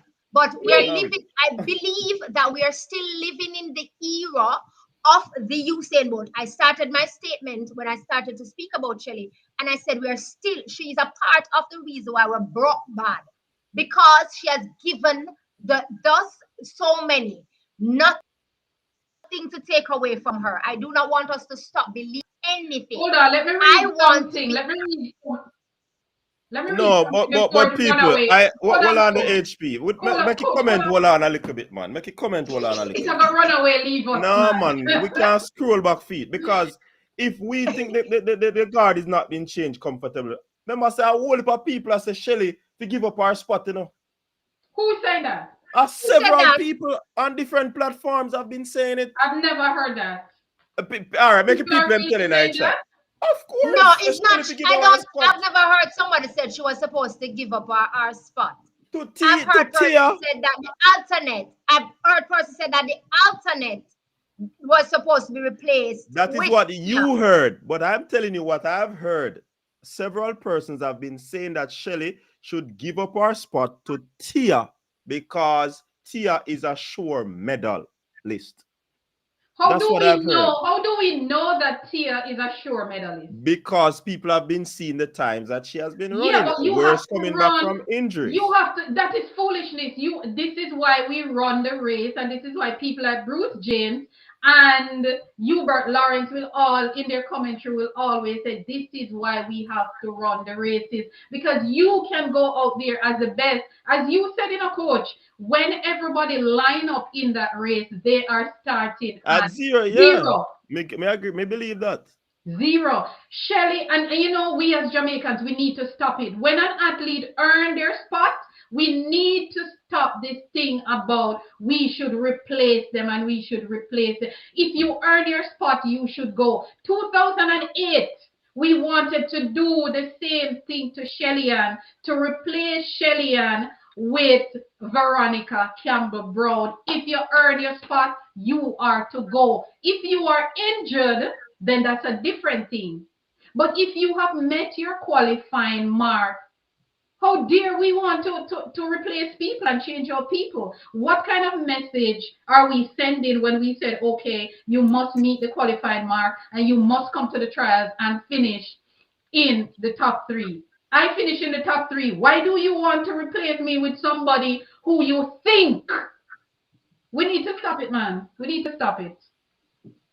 But, We need to back, stop it. back to what Latoya was saying, right? Because she said that we're still living in the Usain Bolt era. When persons are talking about Kishian and oblique, like every day, everywhere, I'm still want you to explain to me why you said that the guard has not been changed comfortably. It doesn't matter what I say in terms of the guard not changing comfortable for you guys to basically get it. That's how I go ahead, Eda. No, go ahead. Let me let you finish. No, I just want an understanding of why you say you made that statement. I just clarity me need. The guard is okay. The guard is changing. Berto said me are going to circle. Hey, the people then tough in a lot of you have to just speak. they You can't watch it coming. You They can't talk watch it coming. Yeah, don't feed them my mind. Yeah, them.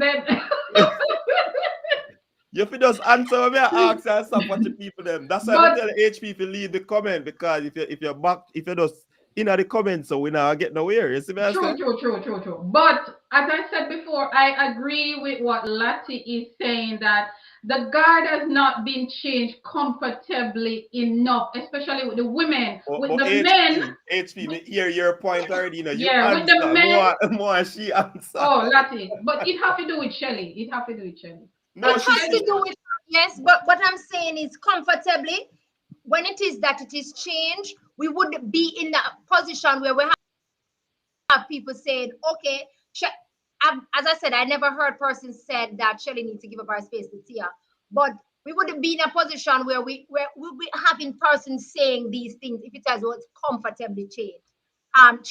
If it was comfortably changed, we would be at a place where, in order to celebrate her for her last time, there's so many expectations on her to come and give us this gold medal, because the guard has not been changed. Give to us now, it would have been sufficient for you, and it is sufficient for me. Even if it is that you go into the first round, go into the second round, move over into the finals, and didn't even give us a medal, it is comforting to us. But because they still feel like, okay, she is who she is, we must get to go on. We have to get to go from her. Allow someone else, being that the guard has been changed, allow someone else to come up to the plate, and therefore we are able to believe in that person, give that person a chance, and take whatever it is that she has given unto us. Whatever comes, it is still enough. That is all I'm saying. I not agree with you, because you see the moment Shelly going at the final day at stadium in June, she is expecting to run to win a gold medal. Which athlete is going to line up in a race just because? Xavier, so therefore, if she don't give you a medal, you're not okay? No, that has nothing to do with it. I'm asking. No, I'm okay with it. But then you have two. But not everybody is, and that's what I'm saying. No, because they're not comfortable with the change of the guard. They don't revere persons to basically be able to take it up and take the baton and carry the baton on. From what I've heard, I believe persons accept the fact that Shelly figure sit down, quote unquote. A bit pretty much of that they must say, you know. I don't like that kind of thing. No. But that's what people have been saying. I remember the conversation even went as far as saying that the same thing they made a try to Shelly in 2008. And the same thing come when she just has started her first Olympic, because she made the 2017, right? Yeah. 2008, they tried it because Veronica Campbell was the queen. Now the guard has been switched to Tia, or the twin turbo. And because they saw what Tia can do from the previous year, which was last year, the Olympic Games, people believe that Shelly are gonna go make up number. So she fit come off of the team and give She Tia. earned And her spot. J3 should do Listen, this, guys, J3 should do that, and guys, all of them something. guys, I'm going to say this. We are governed by rules and we must follow the protocol. Jamaicans lawless. The rules say the top three. Shelly and Fraser Price earned her spot. Whether she going there to make up numbers or not, she earned the spot. If she did not earn that spot and somebody said, give her a place, then that would be a different conversation. But this woman at age 37 plus 38 earned her spot. So we need to allow the rules. We need to allow the rules to dictate the thing and stop trying to do this when it suits us or when you think it is going to suit us. Unfortunately, Tia did not make the cut because she pulled up. It is very unfortunate. 2007 trials in Jamaica. Melaine Walker was hot like bread out of oven. And she was at the trials. And Melaine, when she came at the top of the turn, she fell.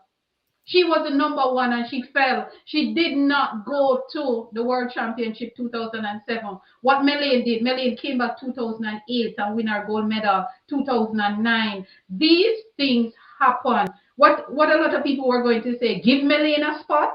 No, she did not finish the race. Just like Brian Level in the 100. He did not finish the race. So the next person in line has to be Raheem Ford because Raheem Ford has met the qualifying mark. Let us use the rules so we don't have to have these back and forth discussion. The rules and move on. Is this a golden debut for the two-time junior champion, Tina Clayton? Is this the golden moment, the golden debut for Tina My at the sunglasses? senior level? Talk to me, guys. Is this Tina to take back to Jamaica to add to her two-time world junior championship medal? Early on, we spoke about them developing their skill. I think she's still developing her skill. It's creating that muscle memory and creating that experience to be great in the future. Coach, is this Sharika's time to rise to the middle of the podium? She barely missed it 2023. For me, I think Sherika and her team has been very strategic this season, and it is as a result of possibly what transpired last season. So they have taken a different approach. It seems that way to me, because if you're doing the same thing the same way, expecting a different result, that means you're a cuckoo or something is wrong with you. So I think they have taken a different approach, and it pretty much put the fans in some sort of uncertainty and not knowing what to expect. So she seemed to be on the lower end of the spectrum. She has not run a lot of races this season. So people are kind of betwixt opinions when it comes on to Sherika. I have seen and remember when Ilian never gone so hot 2021, which was the 2020 Olympic Games, and she can drop 10-6. In fact. Right? And then she go win 21 low.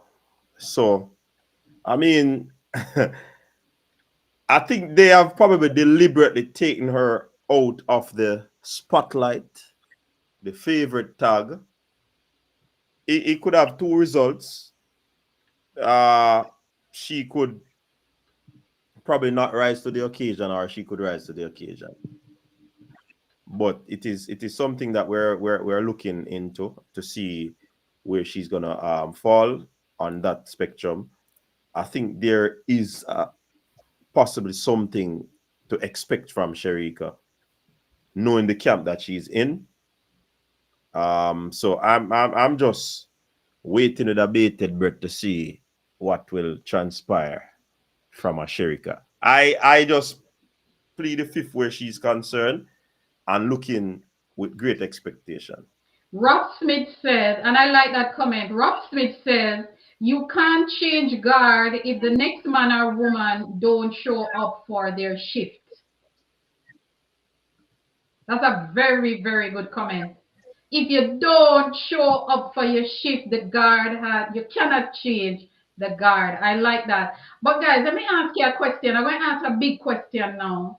When we look at the women's 100 meter overall, which female have all the boxes checked when you look at the reaction, the acceleration, the transition, and the speed of endurance to finish?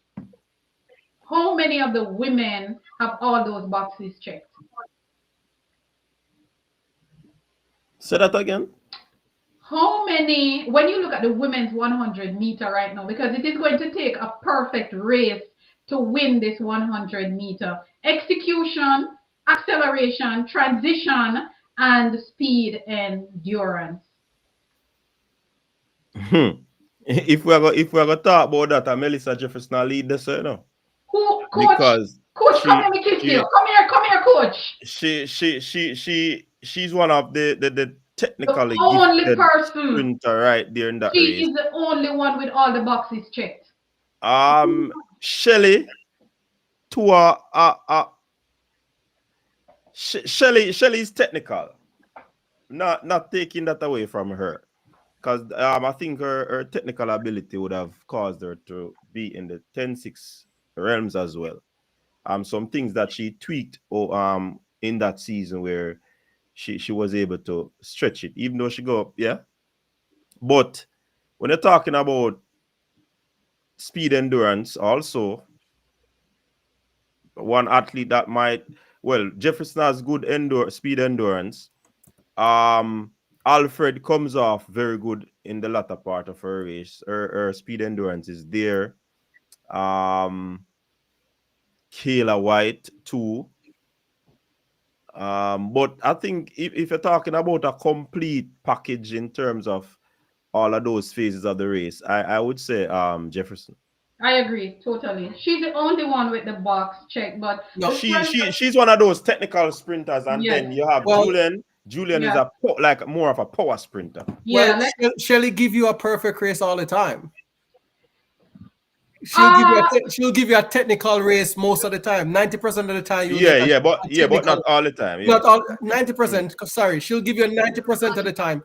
The only challenge I have with Jefferson, and maybe it come to my fore now that I'm watching her this season, is that we need to see her in championship. All right, I'm going to. She's the favorite tag. We want to see what her mental capacity is in championship. Hold on, coach. Before we go to Lati, I just want to play an interview that I did with Melissa Jefferson at the Grand Slam a few months ago. Just let us play this. A lot of times, I'm 100-meter specialist per se, but I'm always looked over and looked at as an underdog. And so this year is all about not trying to prove that to everyone else, but knowing within myself what I'm capable of. And so when I get out there on the line and I do what I'm supposed to do, and the rest of the world is surprised, like, oh my gosh, she did that, I'm going to be like, it was there all along. It's just a matter of time. Absolutely. Thank you so much, Melissa. Thank you. Bronze medal in Paris. Mm-hmm. What can we look forward to from you in Tokyo? We're improving on that bronze medal, silver, go gold, girl. The gold. The gold is what I'm going yeah. for. But, I'm like literally just building off of where I was last year. Last year going into Paris, I wasn't the healthiest. I started that year out with an injury, and thankful enough I had people in my corner to be able to push and strive me to get to where I wanted to be. I was able to sweep the podium at trials with my teammates, and two of the three of us got medals in Paris. So, just looking at the whole group in totality, we're all building and looking. So that is Melissa. So from very, very early out, she had her plans. And I asked her this question in May, early May. So she has been working towards this because, as she said, they are working to better that bronze medal. Lati, your thoughts? Unfortunately, I didn't hear anything as it relates to the interview just Oh, now. you didn't hear? Okay, okay, okay. But with the But discussion before we went to Melissa, what are your thoughts? but I mean, Melissa Jefferson this season has been very much fully sound. As Davian said earlier, I just want to see her in the competition phase of things, how she fully materialize herself and fully bring her everything that she have out in the open. You may say, but she ran in her national championships just recently. Yes, and no disrespect to the athletes that she ran against, but I felt like, I mean, we all knew she was way up here and they were below her, and it was hers to lose and hers for the taking, and she went in and she took it. So I am open, and I can't wait to see her line up with the whole global ladies across the line going up against it, and therefore having the pressurized situation where everyone knowing that, hey, this is it, this is what needs to happen, and I need to get this right, and I need to get it out and push it out. But yeah, she is the technically sound one for me this season over the 100. Coach Minzy, when I look, Coach Minzy, are you with us? Yeah, man, me When there, man. when I look at the women's 100-meter final, if the script go according to plan, when that gun goes, we're going to have Melissa Jefferson, Shelly-Ann, and Tina gone. A little bit behind them is going to be Alfred, Shakari, and Sherika. That's what we think. Tell me what you think. Tell me what you think. That's what we think. Tell me what you think, Coach. I What will you see happen I based will on. I will work put in, Yes, man. And remember, if we are be realistic, remember the only improvement that Melissa will make is into 10-5. Can she go into 10-5? Remember, her trials when she got through the rounds was not as devastating as what she's gonna face at the championship. So we have to take that into consideration. Juju, she not reaching a fair 10-6 shape yet. Or we not see she run the 10-6 yet. Right now, all Juju need is a start. If Juju ever get that start, And you probably see you probably see it at at when, Tokyo. And the when first the round, start is not consistent, that's where I get worried. Because all right, I was looking at some reaction times, and some of the best reaction times this season is Melissa Jefferson 0.13. Yeah, but the reaction is different from the acceleration. Yes, I agree. It is. So you can have a faster reaction than me, but my I still come acceleration, last. Yeah, my still come last. acceleration, which is the dry phase, is gonna be faster than yours. True. So that statistics is not something that really But when you fears me have, in terms of but when you have all those boxes checked, coach. no, not for me, not for me. You're giving, I think, HB, you're giving a little too much credit for a situation that not happened yet. No, I'm Melissa looking. hasn't lined No, up against the world no. What I'm looking at as is yet. the variables. It's the variables I'm looking at. I'm looking at the variables and what could be the possible outcome. Yeah, And but we've seen. that's why I said HP that variable to me Mhm. it is just to see who false start from who no false start. Pretty much for me, because I don't know about that. Not like for I said, everybody. you can have a greater reaction time than me. And you come But last, yeah. no, not even come last. Through the acceleration phase, which is what we call the dry phase, I reached 10 meters before you, and you react before me. Yeah, but yes, Madam Chair, remember I asked you the question earlier. Who who has all the boxes checked as it relates to? No, but reaction wasn't in it. Remember, I listen keenly. No, I said reaction, I said acceleration, I said transition, Oh, and me never hear reaction. speed endurance, all four. No, I Because never hear reaction. all four is what will make up that race. But anyway, anyway, I get it. But I I'm not going to lie. I'm a little worried for my ladies. I'm a little worried for my ladies, and I don't know. I'm just a little worried. I don't know about you guys, but if there's nothing more to be said about the women, can we go over to the kings, And the you see, men? as we transition to the men, we have to also look at one variable that we have to take into consideration too, is that over the years we have seen where athletes have the favorite tag True. going into a championship, and the pressure sometimes. That's why we say we don't know how tough mentally Melissa is to suck up that pressure and brush the pressure aside and go to do what she desires to do. Yeah. And we see it over the years where US athletes always have the favorite tag, most times on the men and female, and then them get brushed.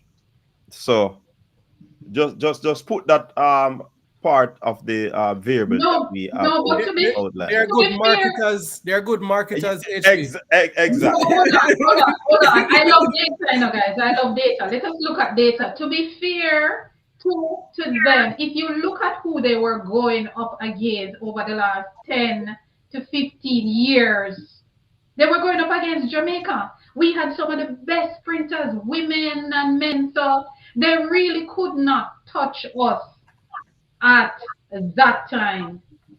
So it's not really a matter of them get brushed. It's just that we were just superior. We Yep. were superior. I have a question for you, HP. If Sharika team decided to run this season and run from Grand Slam till now, you think Melissa Jefferson would be on the map? We don't know. We Okay. don't know. So We don't know. there's a difference. One team hides and next team show up. I believe the Americans are the best marketers. Our system in the US is built on advertisement. I You don't have to think sell a Sharika product. was hiding. I don't think Sharika was hiding. No, I mean not hiding, but Different it's a approach. different approach. Yeah, slow down. We Slow it down this year. have not found a Jamaican athlete since Asafa Powell that run day in, day out and show the world what he has. True. Nobody do it. So we have to pay clean attention to it. I don't think Melissa Jefferson has From met a real April? test yet. From April to September, Yeah. something got to Something give. wrong. No, don't do that. Don't do that. No. HP. No, I pulled that stat HP and just 1 point. No, but Who's saving that? H Who's From saving- April to September, a whole heap of running that man. What you Who's say? saving- she has who's only saving- run 11 who's seconds, and saving- we have greater athletes than her He- that could not maintain 10, sub 10 all the time you touch the line. So what are you saying? No, I'm just saying. It's Yeah, just- let me tell you what me I say. Let me tell you what me I say. Me don't know what him I say, but hear what me I say. It is, according to the science of the sport, it is very difficult for an athlete to maintain for so long. Show me the data there, please. Huh? Where's the data? Where can I find that? No, study? but you can check the internet. And we can give you a whole lot of books where we have information where peaking is concerned, where all of these things is concerned. She has been running fast right throughout the year. She started her season with 11.11. and that was the That's slowest. fast. Yes. And that was the slowest. That's fast in But what I'm terms of saying, there female was a sprinting. progression. There was a progression. She had to jump up and jump. No, but She HP. started her season with what? 11.11. But And HP. You know what people struggle. 1 second, Zeb. You know what people struggle for run HP. that? I don't Right know. through the Oh season. yeah, interpret the Everyone. data. 11.01 to 11.7 What you say? What you say, man? in 2 So weeks. hold on. So we've never had anybody doing anything similar. We stayed. Oh no, it's not a matter of do The it. length of It's time, and you here. stay right there. It's Peak. here. Is the remember April? Jermaine said she took 3 weeks. Jermaine, So what are 3 we weeks saying? and come back. So what are Remember we saying again? For me, let me tell you what HP. me I say. For me, again, it is difficult for an athlete to hold on to whatever peak that they're running into for so long. You hear what you said? It is difficult. It doesn't mean that it is not doable. So, well, I mean, my statement not finish. And yeah, may I agree with you upon that. It is not difficult. That's why I say, come the championship with them rounds there, with the different type of caliber people shall run within the rounds, something might have to give. That's all me I say. Remember, me no doubt her, you know. Remember, say me say she have all of the qualities figure winning. You know. Yeah. Remember that. Okay. Indeed, But indeed. me still have a question mark because of how long and how fast she has been consistently running. Yeah. Let us go over to the men. Let us now segue because we're not talking medals today. No, for the men, for the men, for the men. Let us go. We have Oblique Seville. We have Kishane Thompson, and we have Akeem Blake and Ryan Ford as the alternates. Talk to me, guys. Break this one down. Who of our three men, of all the men in the 100 meters right now, the same question that I asked for the women, who look more technically sound from gun to tape? Oblique Seville. Oblique Seville. I think so too. Yeah. Yep. Lati, your thoughts. The men's 100 meter. Will this take a lean? Will it be a lean, Lati? I had called Oblique Seville to win the national championship. Do I say more? I mean, the mishap took us away from that. But what he did, even though he didn't win the national championship, what he did and what he showed says from really possible. I just need him to remember that he is the man. He can do this. It is his season. It is his time. And just go there and do it. I actually do have Oblique Seville. I actually do have Oblique Seville to win the world championship. Once it is that he remember that he can do this. He has been here so many times and never gotten it correct to got a medal. And I do believe that 2020 Jermaine 2025. Forrester said we're getting the Quinella. I would love that. Jermaine, for that to happen, it is greatly possible. We haven't seen it. I'm praying for a Quinella. We have the product for it, Coach. What are your thoughts? Coach must be saying, what HP saying? I wonder if I should be mum on this topic, you know, because I probably know a few things. But it's like how the Juju and Jefferson combination is hot topic. I mean, I have a similar resemblance for Kishane and Oblique. Oblique are the smooth, calm collector in terms of fluidity in sprinting, while Kishane is more of the power sprinter. It's gotta be tricky for both of them. I think Kishane would have been getting a lot of battering from Oblique in earlier days, and then the tide just quickly switched, and then Kishane does start put on the pressure. Can Oblique rebound from that and just get that very good run and beat Kishane? One thing I know, Kishane's acceleration is one of the quickest in the world, if not the quickest. Because I look, HP, me look on data too, you know. Yeah, man, me look on some data, and Kishane in all I'm race them when you come on team acceleration, him always in front. Always the fastest. Right?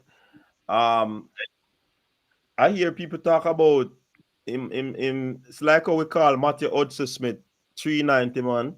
Mm-hmm. People always are run past him. Them call Kishian the 80 or the 70 man. But for a man to be 80 and 70 and running 9-7, well, him are going real good. You know? He just have to execute and believe in himself.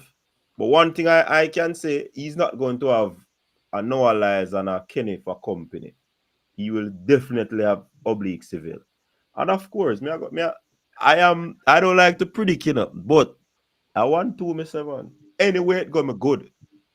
Yeah, I'm praying for Quinella. But just to share some information, Rocky Hill is saying in 2022, from May to September, Shelley was running 10-6.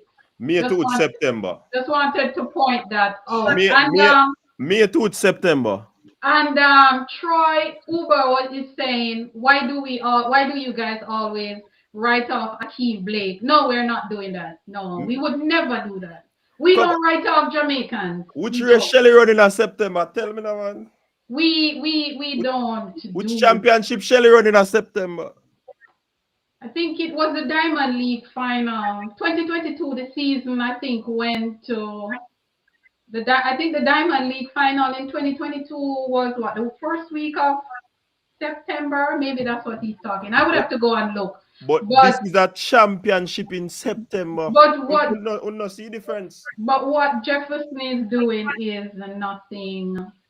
I don't think it's nothing new. But we will see. It is different because the championship is in September.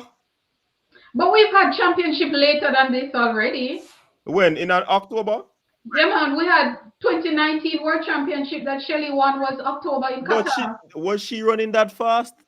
We would have to go back. All right, we now follow an argument. But anyways, me see what I say. But me, I get what Coach is saying. No, what he's trying to say is Melissa is running fast from April to September. That's what he's saying. No, we can always go back and look at some data to see if this is unique. Off the top of my head, I don't think it is unique. But as me say, I love to use data. Show me if not unique. So the data is HP is the combination of races that Melissa has run. Nobody over the last nobody in this lifetime has had that combination. And that's what I'm saying. Melissa has not gone. So Melissa has not run 11 from April, and we're now in September. Let's check the data. Zanjan, she is also running fast since Grand Slam in a 2 event. Yeah. 100 and 200 meters. You don't see the difference. And not even one enough. No one day. You don't see the difference. Look at the temperature she run the event in too. Exactly. Look at the temperature. This is not normal. I want to ask another question, but Rocky Hill, she run in a September. Did she run 10-6 in a September? And did she run 3 rounds in a September? 100 and 200 meter and 4x1. That is what Melissa will be doing at the championship. Stop going like say, you don't want to come size up. Jeff said, "Peer man people." No, peer man. No, man. Wait. All right, let's not. All right. Moving right along. Back to the men. Let's go back to the men. Akeem Blake. Someone is saying we always write him off. We're not writing him off. We're breaking down each athlete and what we think based on what they've been doing. No, Akeem getting start 1, 2, 3 for Jamaica. That was my call. Me done. I was waiting for it to come to me. My call is 1, 2, 3. See where I write off Akeem there. 1, 2, 3. Marcia Gross is saying, HP, you're very confusing. I don't know what she mean by that. I don't know what she mean by that. So I guess because I don't want to get into the controversial stuff. I don't know. But anyway, Akeem Blake. Akeem Blake reminds me of Michael Frater in a little way. That's Um, why he's coached by Mr. Reliable. So he must yeah, remind you of it this kind stuff. of remind me of Michael. Michael might not be a big part of the conversation, and then he turn up a championship and surprise you, like what he did, winning that silver medal at the World Championship. So, we're not discrediting Akeem. Akeem is really holding down the 100 for quite a while now, being a part of the top three ever since he burst out on the scene. So he is holding his own. So you're saying 1, 2, 3, Xavier? 1, 2, 3. 1, 2, 3. 1, 2, 3. One, two, three. Not one, It's not two. guess what? Everybody will be at 0, and it's a possibility. I think the people, some of the people in the comments, maybe they say that we're delusional. They don't realize that we're trying to have fun with this discussion and you know. But coach, talk to me. Akeem Blake 9.88. If we're being realistic again, Akeem has not shown us that 9.88 this season again. He has gone very close 10-0, 10-0, 10-0, 10-1, 10-2. But that could be because of probably niggles. That could be because of other factors. I believe it could be because of niggles. Sometimes when you have some niggles, you can't fully extend or do what you want. You just do what you need to do to continue to get meters under your leg. So I think if Akeem can get that bullet start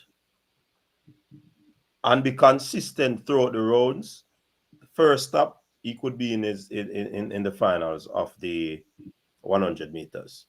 But he has to be consistent. Stump is authority in those races. Akeem might have to run 3 fast rounds if he wants to be in the final.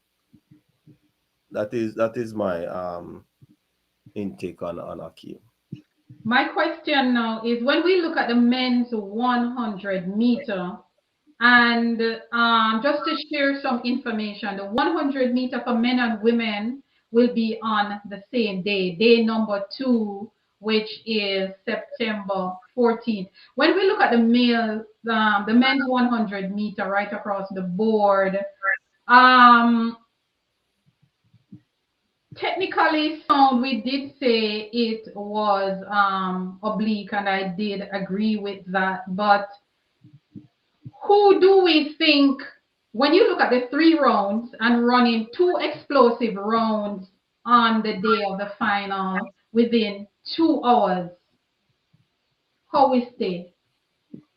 Explosive rounds within 2 hours, the semifinal and the final. For who? Akeem? The men's 100 meter, yeah. I mean, these are professional athletes would have started training from day one, so their bodies would have been prepared for a situation and a scenario like this. I see where Akeem's team would have put him through a situation like that in London, even though the time difference is not as similar as the championship. But that was a litmus test for him. Kishian would have been there and done that too. Akeem would have been, Oblique would have been there and done that. I'm not worried about that. That conversation where can athletes repeat after running fast in the semi is a good conversation. But for me, as somebody who's involved in the sport, once you prepare an athlete them the right way, they should be able. Plus, if you have a good enough medical team that can, flush your body, do the right thing, to ensure that you are prepared again for that second blow. Sometimes these athletes run all 300 in a 4 minutes, 5 minutes when them dig them foundation. So this shouldn't be a situation for them when they do them special endurance program. The most rest some people might get is a half an hour. So them should be good in that regard. Jermaine. If all the other athletes them are do it, why our athletes them can't do it? Yeah, that's what I normally say too. But let me read a comment from Jermaine. Where is it? Jermaine said, Oblique and Kishane won't have to run 3 fast rounds, only one, and that's the final. Both heats and semis should be easy. Who agree or disagree? I don't know about that because by the time you get to semi, you have to be going all out. So I don't know what you guys think. I don't know what German consider fast, explosive, but I know that they have to go really quick in the semis because two The first semis, two. two semis is going to be stacked with all 16 guys running sub 10.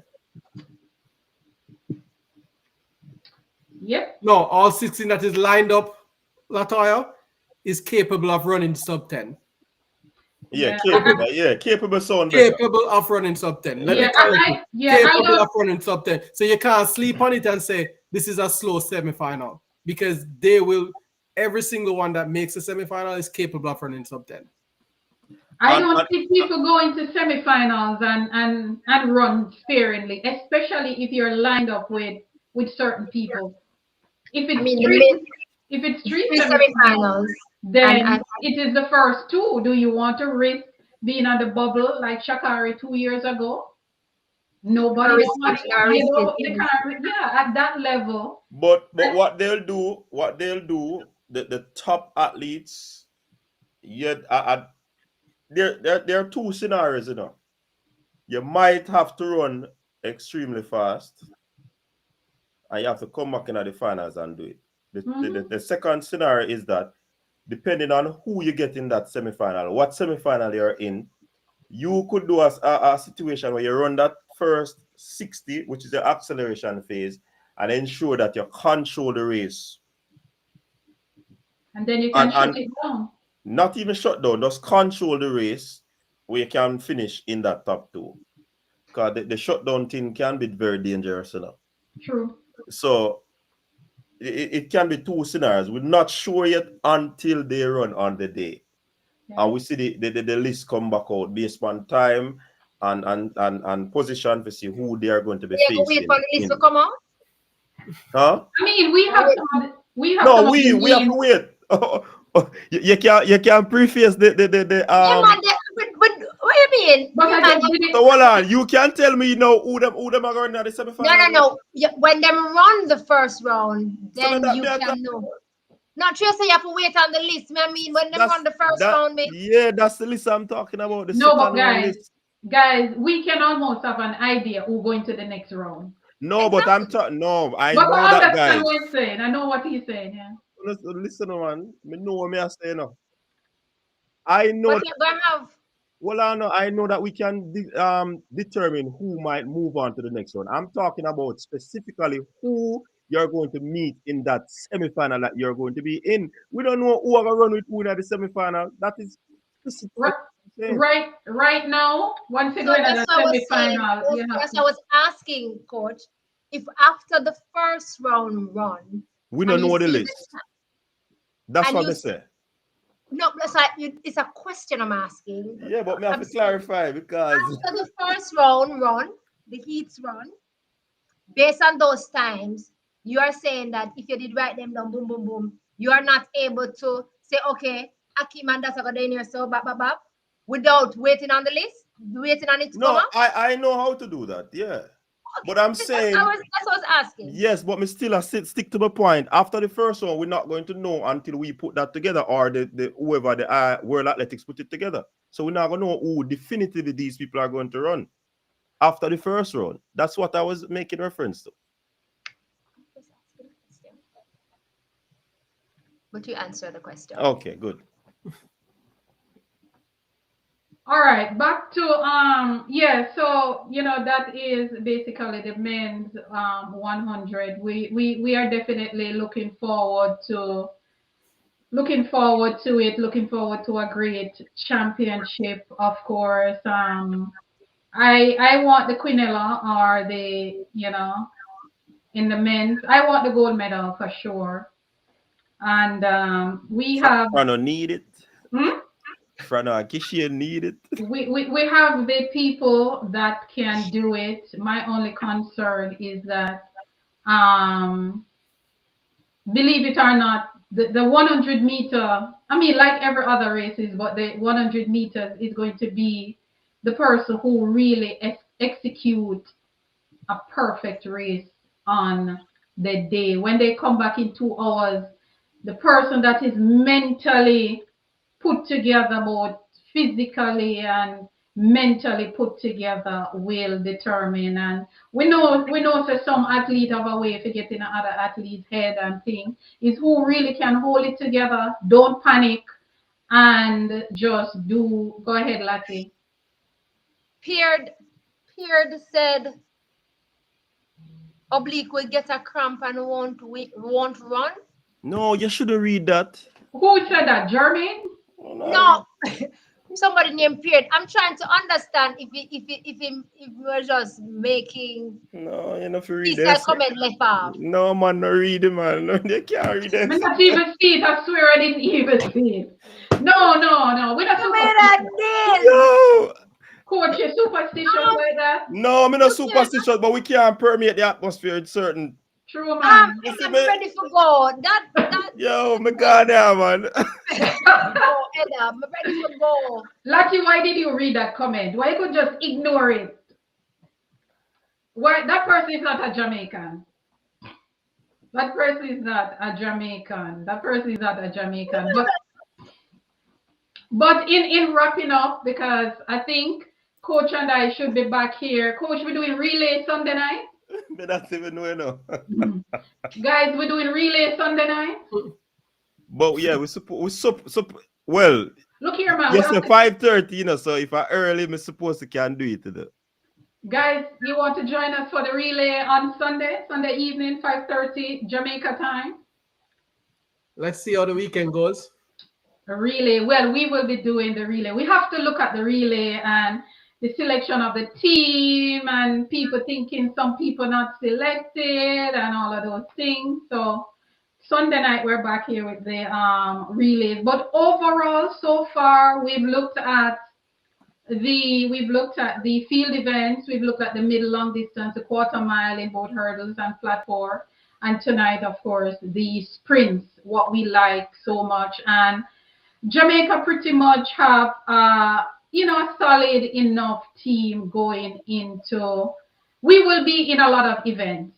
That I can tell you. Multiple people will be in a lot of events, and we will see the colors a lot going around. So we just want to speak positive over our athletes. We just want to send some positive energy, positive juice, positive conversation, and cover them, however.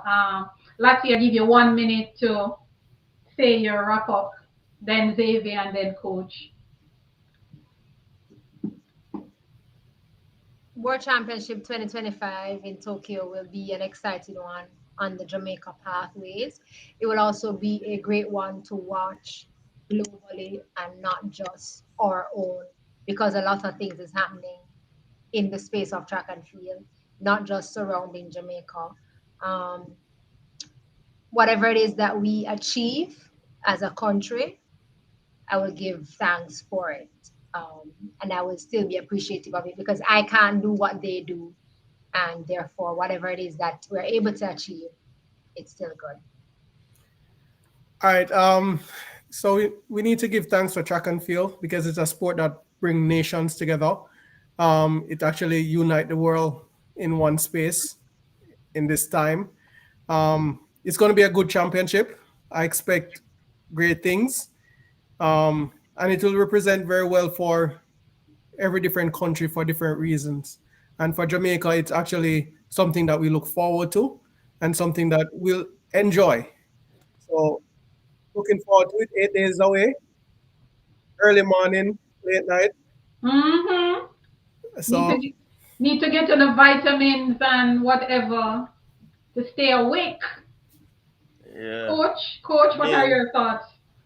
I'm looking forward to a good championship. From a track and field standpoint for me, not only Jamaica's standpoint. because I love track and field, so me I go watch track and field. Yeah, me I got a vested interest in Jamaica, but I'm also gonna be cautiously optimistic from a Jamaican standpoint too. Yeah, but I wish all the athletes good health as they go into um the the their final preparation to unleash in Tokyo. But one thing me have a problem with, you know what, let me just leave it right there Speak, because coach. Speak. me don't want the conversation continue because me I go leave. But me I go say it here, man. You see, this thing where we're not getting in the practice for the 4x1, Coach, leave it for Sunday, no man. that's why I say me never want to say it, but you say speak, it need to stop. Anyways, people, big Yeah. up on yourself, big up the people in the chat, big up to Lataya and Xavier, Xavier. Yeah. big up to Blessings, HP, blessings. big up everybody who joined the show. Much respect. Final episode will be on Sunday where we delve into the relays. I'm going to tell you what go on in our video before Sunday. Hear that, guys? Please to share that video with me, guys. Thank you all for being here. Thank you, everyone, wherever you tuned in from, whichever continent it is all about track and field when we meet. And of course, our interest is Jamaica track and field legacy. So thank you, everyone. Thanks to everyone. There's so many names. We cannot call all the names. I'm seeing 90 odd names and I'm seeing 100 names. But thank you all for being here and join us again Sunday night when we will talk about our favorite, the relays. 5 relays. We are in 5 relays, right, Coach? 5 relays. The mixed relay, the 4x1 for women, 4x1 for men, 4x4 for women, and 4x4 for men. And of course, we're going to have a solid discussion come Sunday evening, 5:30 Jamaica time. If you're in the US, 6:30 for some of us. But until Sunday, guys, thank you very much for being here. And remember my 1 million US dollars. Remember that. Thank you guys very much for being here. Lati from Track and Field Totnet, Lati and Xavier. Thank you very much for making the time out to come hang out with Coach Minzy and myself, Coach's Desk. Guys, please to go and subscribe to HP Chat Track Studio, Track and Field Totnet, and the Coach's Desk. Thank you very much. Have a great weekend and eat your rice and peas early and come and join us at 5:30 Jamaican time. Peace. Wow, somebody giving me $1,000 already. Nice. No, man, I know you're $1,000 that a Rocky Hill and Toffee Road are going So them on. betting. Them a bet say Jamaica gets. And look how many. I get less than 7 medals. Well, when we do the prediction, we will see. Paris, we had high hopes and we got what, 5? So the rest of the world has caught up with us. So yeah. But guys, thank you very much for being here. Remember to go and subscribe, like, and share. HP Shot Track Studio, Track and Field Totnet, and the Coach's Desk. We will see you Sunday night with more energy, more passion about Jamaica track and field legacy. Have a good night, guys. Have a great weekend. Bye. Bye. Jamaica's track and field legacy is unmatched. It is a story of triumph, resilience, and extraordinary talent. But do you know the stories behind the athletes who brought us glory? Hi, I'm HP, founder of HP Chat Track. My mission is simple: to celebrate the rich legacy of Jamaica track and field and shine a light on the incredible people who make it happen. Winning that race was a dream come true, but the journey wasn't easy. It's not just about medals, it's about inspiring the next generation. Jamaica track and field isn't just a sport, it's our pride, our culture, our heart. Every week I sit down with athletes, coaches and fans to bring you stories of dedication, passion and legacy. Plus, we've got exciting news and exclusive insights into the world of track and field. Make your Thursday night be at HP's place. Come hang out with us at HP Chat Track Studio.